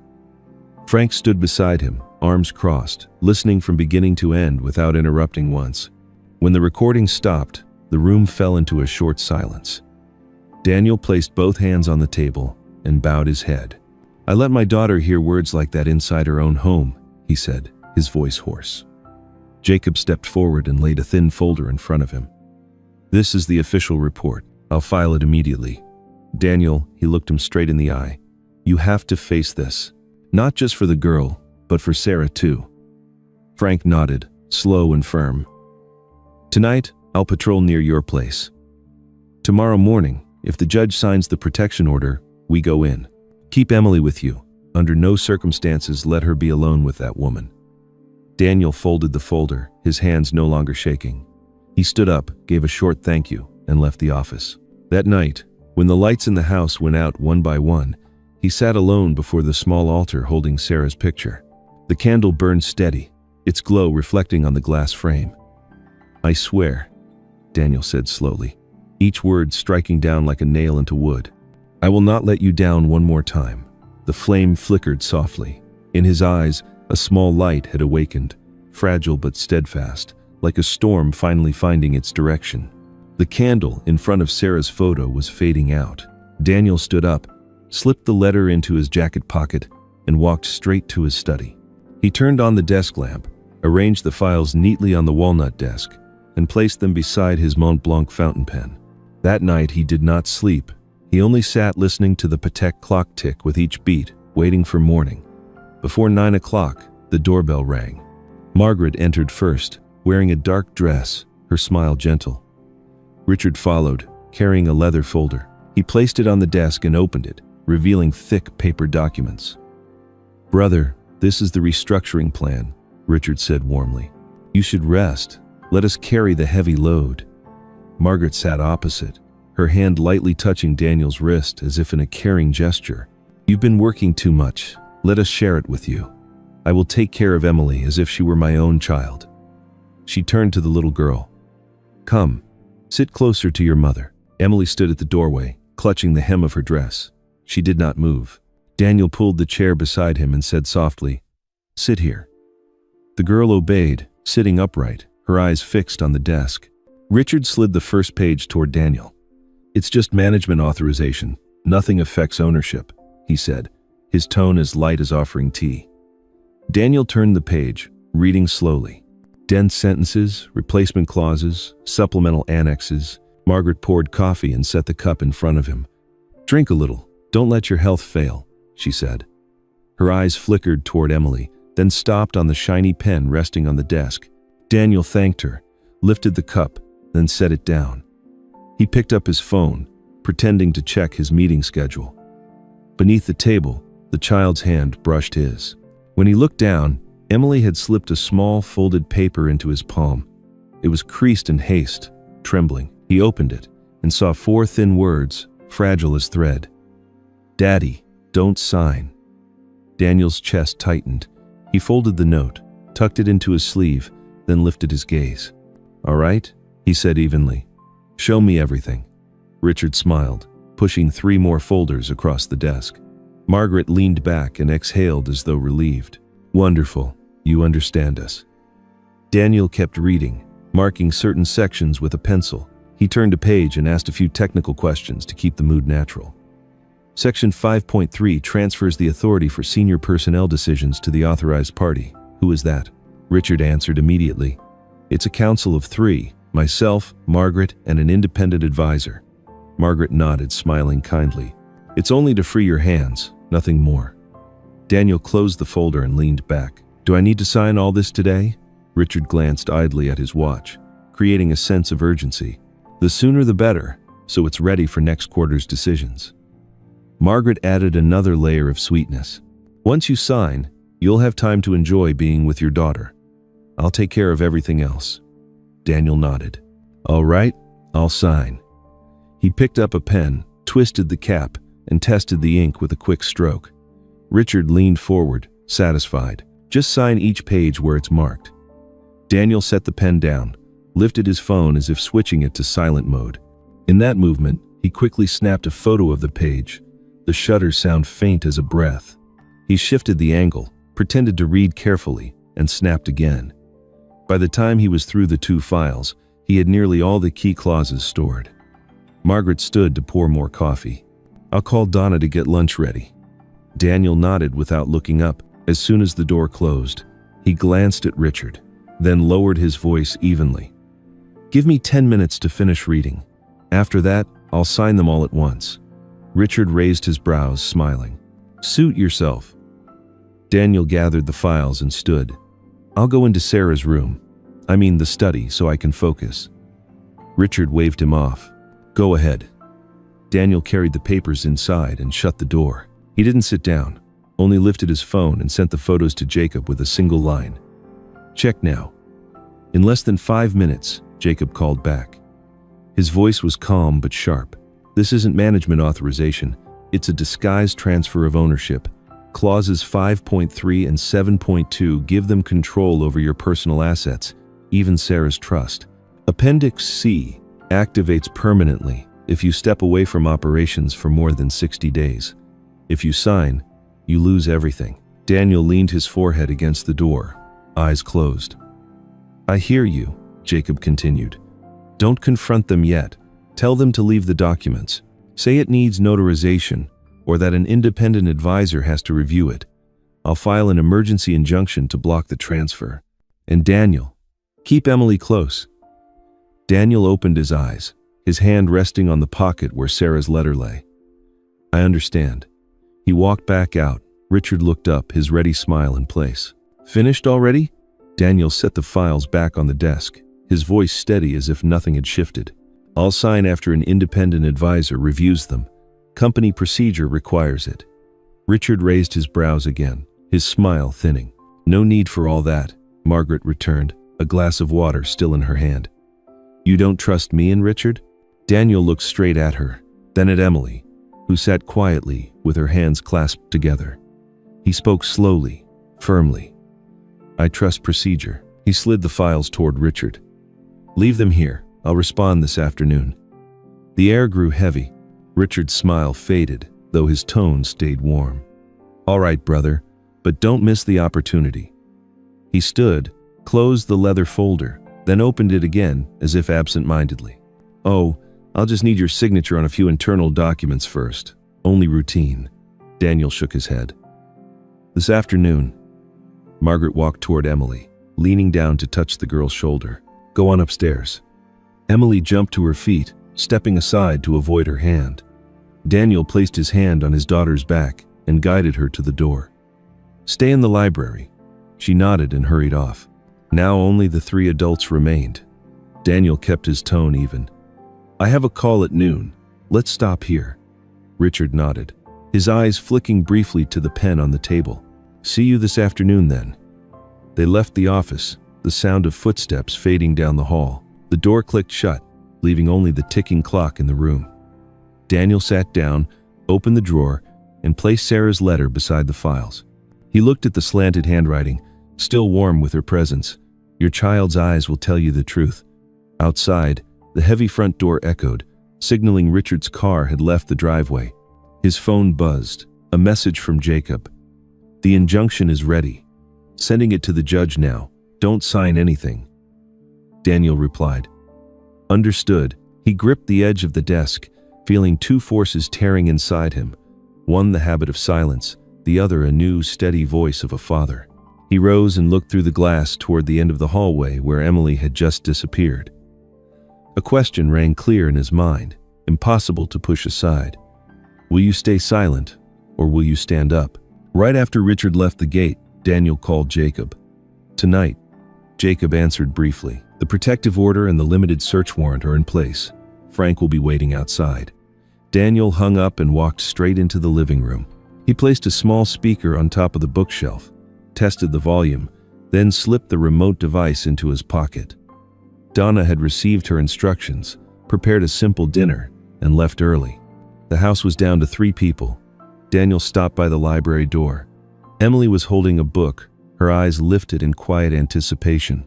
He spoke softly. Tonight you sit next to me. You don't have to be afraid. The girl nodded, her small hand gripping the edge of the page. At 7 o'clock, the doorbell rang. Richard walked in with a wide smile. Margaret followed close, in a new dress, the familiar scent of her perfume surrounding her. A family gathered, just like you wished, Richard said, setting a bottle of wine on the table. Margaret glanced quickly across the table, her eyes pausing on the neatly placed pen in the corner. Then she smiled. After dinner we'll sign, won't we, darling? I want everything settled so you can rest easy. Daniel pulled out a chair for Emily and sat down beside her. Dinner began. Margaret cheerfully told stories about the weekend resort.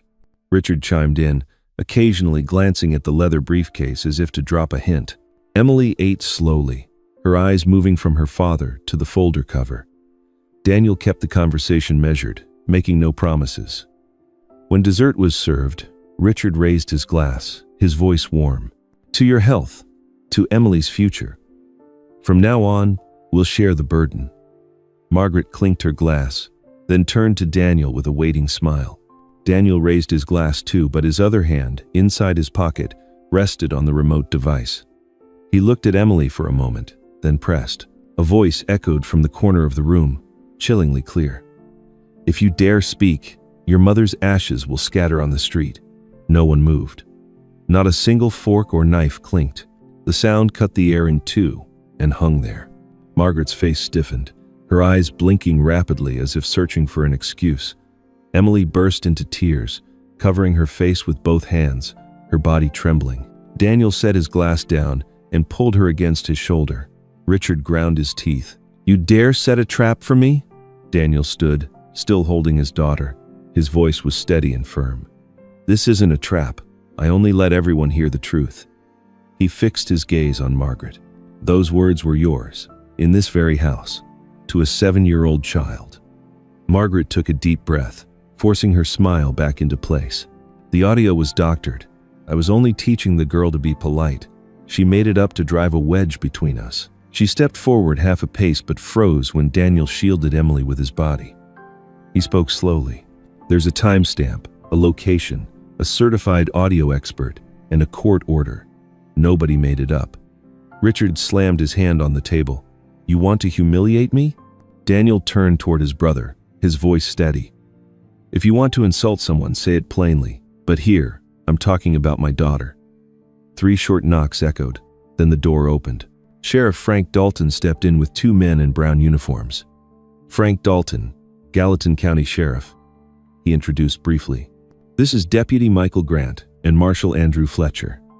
His eyes swept the room quickly, stopping on Emily trembling in her father's arms, then shifted back to Margaret and Richard. Jacob followed behind them, holding a file folder. He nodded to Daniel and said clearly, "We are serving a child protection order and a limited search warrant for the common areas. The audio evidence and additional testimony will be sealed." Margaret backed up half a step, her voice rising. "You have no right to barge into my home like this." Frank unfolded a paper and read aloud, each word firm. "An order signed by a judge this morning. Mrs. Margaret Ellis is under investigation for child abuse. Mr. Richard Barnes is under investigation for conspiracy to commit fraud and making threats." Deputy Grant moved forward, cuffing her professionally but without violence. Margaret struggled, shouting, "Daniel, say something." Daniel shook his head, pulling Emily tighter into his chest. "That's enough." Richard stepped back, his eyes narrowing as if weighing an escape. Marshal Fletcher blocked his path, speaking calmly. "Sir, please cooperate with us." Richard glanced around, swallowed his rage, then turned to Daniel. His gaze darkened, his voice pressed like a saw against wood. "You'll pay for this." Daniel didn't respond. He bent low to whisper to his daughter. "Close your eyes. Lean on me." Emily obeyed, her tear-streaked face pressed against his shoulder. Frank tilted his head toward Daniel, speaking softly. "She's safe now. Tonight we'll assign patrols. Tomorrow the court will hear the temporary order." Margaret screamed as she was led toward the door, her shoes scraping across the floor. Richard followed, his back still rigid, but the look he cast over his shoulder cut like a blade. The door closed, and the last echoes fell silent. The room stood empty, filled only with the trembling breath of a child and the slowing heartbeat of her father. Jacob placed the folder on the table and slid it toward Daniel. "We'll continue tomorrow. Tonight, stay with your daughter." Daniel nodded, his voice rough. "Thank you." Frank signaled his deputies to make a quick sweep of the house, then turned at the doorway. "Lock everything tight. If anyone comes, call me." The house quieted. Daniel sat down, holding Emily on his lap. Her sobs slowly softened, though she still startled now and then. He took a warm cloth and gently wiped her face, whispering over and over, "No one will touch you again. I'm here." Through the window, the fading streak of red and blue from the patrol cars stretched across the wall, then vanished. In the heavy stillness, Daniel looked up. He knew a storm had just passed, but the sky wasn't clear yet, because Richard's look still lingered somewhere in that room, a threat that hadn't dissolved. Daniel held Emily close, remembering Richard's words. "You'll pay for this." The hatred in his eyes clung to Daniel's mind like a hooked iron. Daniel understood. The battle wasn't finished. But this time, he had stood up, and he would not take a single step back again. The night began with the sound of the lock turning firmly. Daniel carried Emily upstairs, dimmed most of the lights, leaving only a small, warm glow at the head of the bed. The girl curled up under the blanket, her breath still uneven. The phone vibrated. Jacob called briefly. "The protection order is in effect. Tomorrow morning is the preliminary hearing. I and your assistant, Nora Bennett, will be present." "You stay home with your daughter," Daniel replied. "Thank you." He set the phone down, sat beside the bed again, and gently touched his daughter's sweat-damp hair. At midnight, Emily jolted up, her eyes wide open in the dark. "I'm scared. Mom won't forgive me because I didn't protect the urn." Her voice cracked, trembling like a string pulled too tight. Daniel pulled her into his arms, keeping his breathing steady, speaking slowly so each word clung to the next. "Your mother doesn't need ashes to be with us. She is always here, in the hearts of both you and me. You didn't do anything wrong." Emily pressed her face against his chest, listening to his heartbeat, slowly calming down. The next morning, Jacob sent a message. The judge approved temporary detention. Margaret has been indicted for child abuse. Richard faces charges of conspiracy to commit fraud and threats. Nora is sending you the report. Daniel did not go to court. He made warm milk for Emily, sat with her at the breakfast table, letting the pure silence of the morning gently ease them both. For 3 consecutive nights, the nightmares kept returning. Each time Emily woke up in a panic, Daniel was there, handing her a glass of water, resting his hand on her back, repeating the familiar words, "Daddy is here." On the 4th day, he took Emily to meet the psychologist, Leah Simmons. She was in her early 40s, her brown hair tied low, her voice deep and warm. Her office had little furniture, only a bookshelf, a small sand tray, and a few boxes of crayons. Leah introduced herself gently. "I'm Leah. Here, no one is forced to do anything they don't want to." She turned to Emily. "You can call me Miss Leah." Emily hesitated. "Hello, Miss." Leah handed her a card with a picture of a guitar. "Do you like music?" Emily nodded slightly. "My mom used to teach me," Leah smiled. "Then today we'll practice breathing like counting beats in a song. 1, 2, 3, hold. Then breathe out, release it slowly, like a long note." During the first session, Emily spoke little, but her eyes startled less when Leah showed her how to give names to feelings. "What color is fear like?" Emily answered very softly, "Gray." "And safety?" "Yellow." Leah nodded. "When you feel the gray coming, look for something yellow. It can be your father's hand." In the days that followed, Daniel studied alongside his daughter. He wrote down in a notebook the words he needed to say, never making empty promises, never rushing to soothe. He practiced standing behind her when she trembled, letting Emily turn to him on her own, rather than overwhelming her with a too tight embrace. He also learned how to apologize at the right time. Every night, before turning off the light, he said the same sentence. "Today I was here. Tomorrow I will still be here." One afternoon, just after father and daughter had returned from Leah's office, their back neighbor, Mrs. Helen Carter, stopped by. She was in her 60s, retired, once a music teacher at the school, carrying a card and a garage key. "I have an old upright piano," she said kindly. "My daughter brought home a new one, so this one just sits there. I remember Emily used to sit and listen to her mother play. If she wants it, I can have someone move it over." Daniel looked at Emily. The little girl clutched his sleeve, then whispered, "I want to." Helen smiled, her wrinkled eyes lighting up like a streak of sunlight. "Tomorrow evening they can bring it over." The piano arrived, set in the corner of the living room where Sarah used to sit. Daniel did not rush to open the lid. He waited for Emily to touch it first. She climbed onto the bench, her back still slightly hunched, but her fingers managed to rest on the white keys. The first note came out thin, then stumbled, then fell silent. Emily pulled her hands back and glanced at Daniel. He nodded. Slowly. "We are not in a contest." She bit her lip, touched the keys again, this time a simple chord. It was not perfect music, but it was a small bridge stretched across the empty space. Night fell, most of the lights turned off. Emily sat on the rug, leaning against the bench, hugging her knees. Daniel brought out 2 cups of milk and handed her one. She took a sip, set the cup down, then looked up. "Dad." "Yes." "Do you regret that I look like Mom?" The question pierced like a small, sharp needle, cutting through every layer of defense. Daniel froze for half a beat. He set his own cup on the table, not rushing to answer. His chest tightened, but he kept his face calm so Emily would not panic.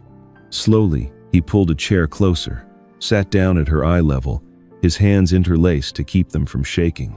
In that just enough silence, he knew it was time to answer the hardest question of his life. Daniel pulled the chair closer, placed both hands on his knees to steady himself, then spoke slowly and firmly. "I don't regret that you look like your mother. I only regret that I avoided your eyes for too long. From now on, it doesn't matter who you resemble. What matters is that you are safe and happy." Emily looked at him for a long time, as if she wanted to test whether each word could stand on its own. Then she nodded and rested her forehead against his hand. That evening, Daniel lifted the piano lid and played exactly 3 soft chords.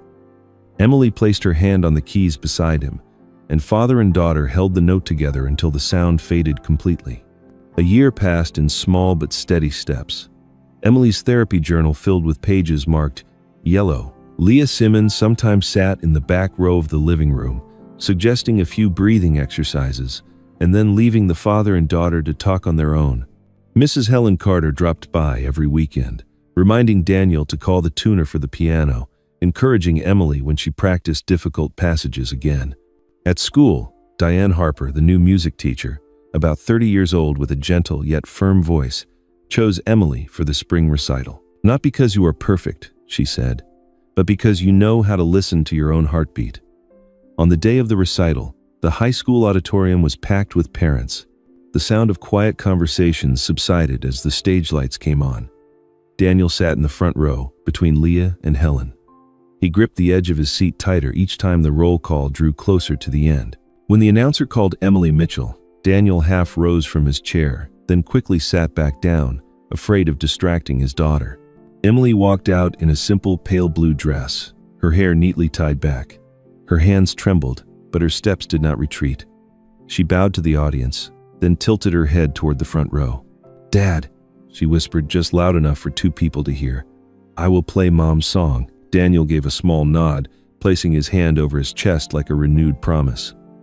Emily sat down, inhaled deeply the way Leah had taught her. She placed her right hand, then her left. The first note sounded, not loud, but steady. The following notes linked together like a traveler walking again on a road where she once fell, this time with stronger steps. In the middle section, her hand faltered for a second, her eyes glistening. Then she continued, on beat. Daniel recognized the small flourish Sarah used to add at the end of every evening, like a gentle caress over their daughter's hair. Emily added the same flourish, not faster, not slower, as if sending a small flower across time. When the final note faded, the auditorium stayed silent for a heartbeat, then erupted. Applause rose to its feet, some whistles, some people wiping their eyes. Daniel stood later than everyone else, because he was busy dabbing his tears with his sleeve. He clapped evenly, never taking his eyes off his daughter. On stage, Emily bowed again, then pressed her arms tightly against herself as if reassuring her own heart that she had done what she needed to do. Backstage, Miss Diane met father and daughter first. "You kept your rhythm, well done," she said, handing Emily a sticker shaped like a musical note. Emily smiled and whispered a thank you. Leah stood a little farther back, only raising her thumb, saying nothing more because she knew what mattered now was the father's voice. Daniel knelt down to his daughter's eye level, placing a hand on her shoulder. "I'm proud of you. Not because you played well, but because you had the courage to step out." Emily threw her arms around him, her voice still shaky, but clear. "Daddy, I'm not afraid anymore." Mrs. Helen came last, handing Emily a handkerchief embroidered with the letter H. "A reward from an old teacher," she said with a laugh, her eyes crinkling. Emily accepted it, folded it carefully, and slipped it into the pocket of her dress. Daniel thanked each of them in turn, with a long handshake for Leah, a gentle hug for Mrs. Helen, and a clear, "Thank you, ma'am," to Miss Diane. They all understood, a family had just closed one old door. That evening, when father and daughter returned home, Daniel lifted the piano lid. "This time," he said, "you lead." Emily placed her hands and played a small flowing phrase. Daniel followed with a deep chord, grounding the high melody of his daughter. In the sound of the piano, the house seemed to change its rhythm. There were no longer footsteps slipping away, only the steady breathing of 2 people who had chosen to stay. At the county jail, Richard sat leaning against the wall, gripping a scrap of the local newspaper his lawyer had brought in. A small note, no photo, Just one line about the school recital and the list of students. Emily Mitchell, piano solo. He read the name, pressing his lips together until they turned white. The guard walked by, nodding as usual. Richard gave no reply. He folded the clipping, tucked it into his shirt pocket like hiding a paper blade, then lowered his head and whispered, his voice hard as nails, "This isn't over." In the house in Bozeman, the piano had just fallen silent. Emily rested her hands on the keys, smiling at her father. The shadows of the past had not fully disappeared, but the light had found its way, straight and warm, between two people who had learned to call each other by heart. That night, after the last note faded, Emily closed the piano lid with both hands and turned to hug her father tightly. Daniel pressed his forehead against her hair, steadying his breath. The next morning, he opened his laptop, wrote an email declining 3 major contracts, transferred daily operations to his executive team, and requested an extended leave of absence. On the final line, he wrote to the board, "I am prioritizing family. Every strategic decision will go through due process, not the whim of any individual." He hit send, and a strange lightness filled him. That afternoon, father and daughter made lemonade in the kitchen. Emily squeezed the fruit, Daniel stirred. They carried 2 glasses out to the front porch, where the long wooden bench waited. Emily leaned against her father's shoulder and whispered, as if afraid to spill the fragile quiet that had just arrived. "Today I took a nap and didn't dream of anything." Daniel smiled. "Sleep finally thanked you. Life slowed in the best possible way." In the mornings, Emily went to school, taking piano lessons with Miss Diane Harper every Wednesday. On Friday afternoons, Leah Simmons stopped by for 15 minutes to check her breathing exercises and introduce a new game about naming emotions. On weekends, Mrs. Helen Carter brought over fresh pies, always repeating her old joke, a slice of pie for a song. Donna Hayes, the part-time housekeeper, stayed longer to teach Emily how to make hot chocolate. The neighborhood suddenly felt warm, like a blanket woven by many hands. Daniel was no longer standing on the outside. He joined meetings at the Gallatin Family Center, which supported abused children. There, Karen Monroe appeared for the first time to the reader's eye. She was nearly 40. The program coordinator, her hair neatly tied back, her gaze direct yet kind. Karen extended her hand in a firm shake. "I've read the file. We're grateful you stepped forward." Daniel nodded. "I want to do more than just write a check." They got to work. Daniel rallied local businesses to fund a 24/7 hotline, renovated the waiting room to make it warmer, and placed a small bookshelf for children. He reopened the Sarah Fund, dedicating part of its scholarships to young girls who had survived domestic abuse. Sarah's photograph stood in the corner of the fund's office, beneath a small plaque, a place where no one is left alone. Every week, Daniel spent Tuesday evenings with the single parents group, not giving speeches, only speaking plainly. "I used to run away. I only came back because of my daughter's eyes." Sheriff Frank Dalton stopped by the center once, dropping off the schedule for the Child Safety at Home program. Frank smiled, shaking Daniel's hand. "This time, you do the talking. I'll sit in the audience." Jacob Reynolds also came, carrying the final stack of papers. The long-term protection order for Emily was complete. Jacob spoke quietly as he left. "Just keep living the way you are. The law will take care of the rest." One afternoon, Emily and her father stood in the yard, hanging a small wooden sign on the porch post. On it, Emily had written in white chalk, "House of Music and Lemonade." Her little hand still trembled slightly, but the words were clear. Daniel read it aloud, pretending to declare a proclamation. "Approved." Emily giggled and tilted her head. "How many points do I get, Dad?" 10, he said, "because you wrote it with your own hand." News out there still occasionally mentioned the sentence of Margaret and Richard. But in this house, the television stayed low, the piano sounded louder. Emily had grown a little taller, bolder when greeting strangers, taking the initiative to invite a classmate over to paint. For the first time, she dared to leave her bedroom door slightly open while she slept. Every night, Daniel still said the same words before turning off the light. "I'm here today. I'll still be here tomorrow." Now Emily answered back, "I know." Daniel had also changed in ways that adults rarely notice. He learned to respond more slowly, to not decide in anger, to not apologize on behalf of others, but always to apologize when he worried his daughter. Once, Emily asked, "Dad, do you miss Mom?" He didn't avoid it. "I do. But it's a kind of missing that doesn't drag me down anymore, because the two of us are living the way she wanted." Emily nodded and didn't ask further. One evening at sunset, the sky laid a thin orange over the steps. A light breeze, still 2 glasses of lemonade, still the old wooden chair. Emily leaned against her father's shoulder, her voice as soft as a page turning. "Dad, Mom would be proud of us, wouldn't she?" Daniel placed his hand on her back, answering from the deepest place, yet as gently as setting a note exactly where it belonged. "Your eyes saved me, and we will live so that she can smile." They sat like that longer than usual. No need to fill the silence with words. When the dark brushed against the porch, Emily stood up, tugged her father's hand. "Let's go inside and play the opening piece." Daniel nodded. "You lead." Before going in, he glanced back at the Bozeman horizon. Light spread evenly over the far hillside, like a thin cloth someone had just shaken out. Not the light of miracles, but of small right things, repeated every day. The door closed softly behind them, piano keys lifted clear and bright. Dawn doesn't only come in the morning. Sometimes it arrives on a porch, between 2 people who have learned to stay beside each other without fearing the dark. There, healing is not loud, only steady as a heartbeat. And there, a child no longer scrubs floors in fear, but dries the piano keys before beginning a new song.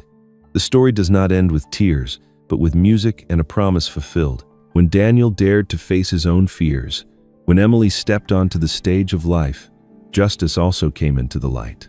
The wrongdoers were punished, the good were rewarded, and the most beautiful truth remained that love always finds a way to make things right.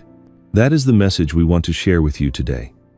In any circumstance, when kindness is planted in the right place, it will bloom. Now, it is your turn. Which moment touched your heart the most? Was it when Emily said, "I am not afraid anymore," or when her father whispered, "Your eyes saved me"? Have you ever witnessed a similar story in real life, where a community stood up to protect a child? If so, share it with us so we can spread the good together. Where are you watching from, and are you doing well today? If not, leave us a message. Our team is always here to listen. Do you want us to keep telling more heartwarming stories, emotional stories about family, justice, and healing? What words of encouragement would you like to send to the children out there who just need one adult to stand by their side? Thank you for spending your time with us. If this story has made you believe a little more in the power of goodness, leave a comment, share the video with your loved ones, and subscribe so you won't miss the next uplifting story. Every share you make can become a bridge that helps someone vulnerable find a way out. We look forward to seeing you in the next video, where we will continue telling stories that warm the heart and brighten the eyes.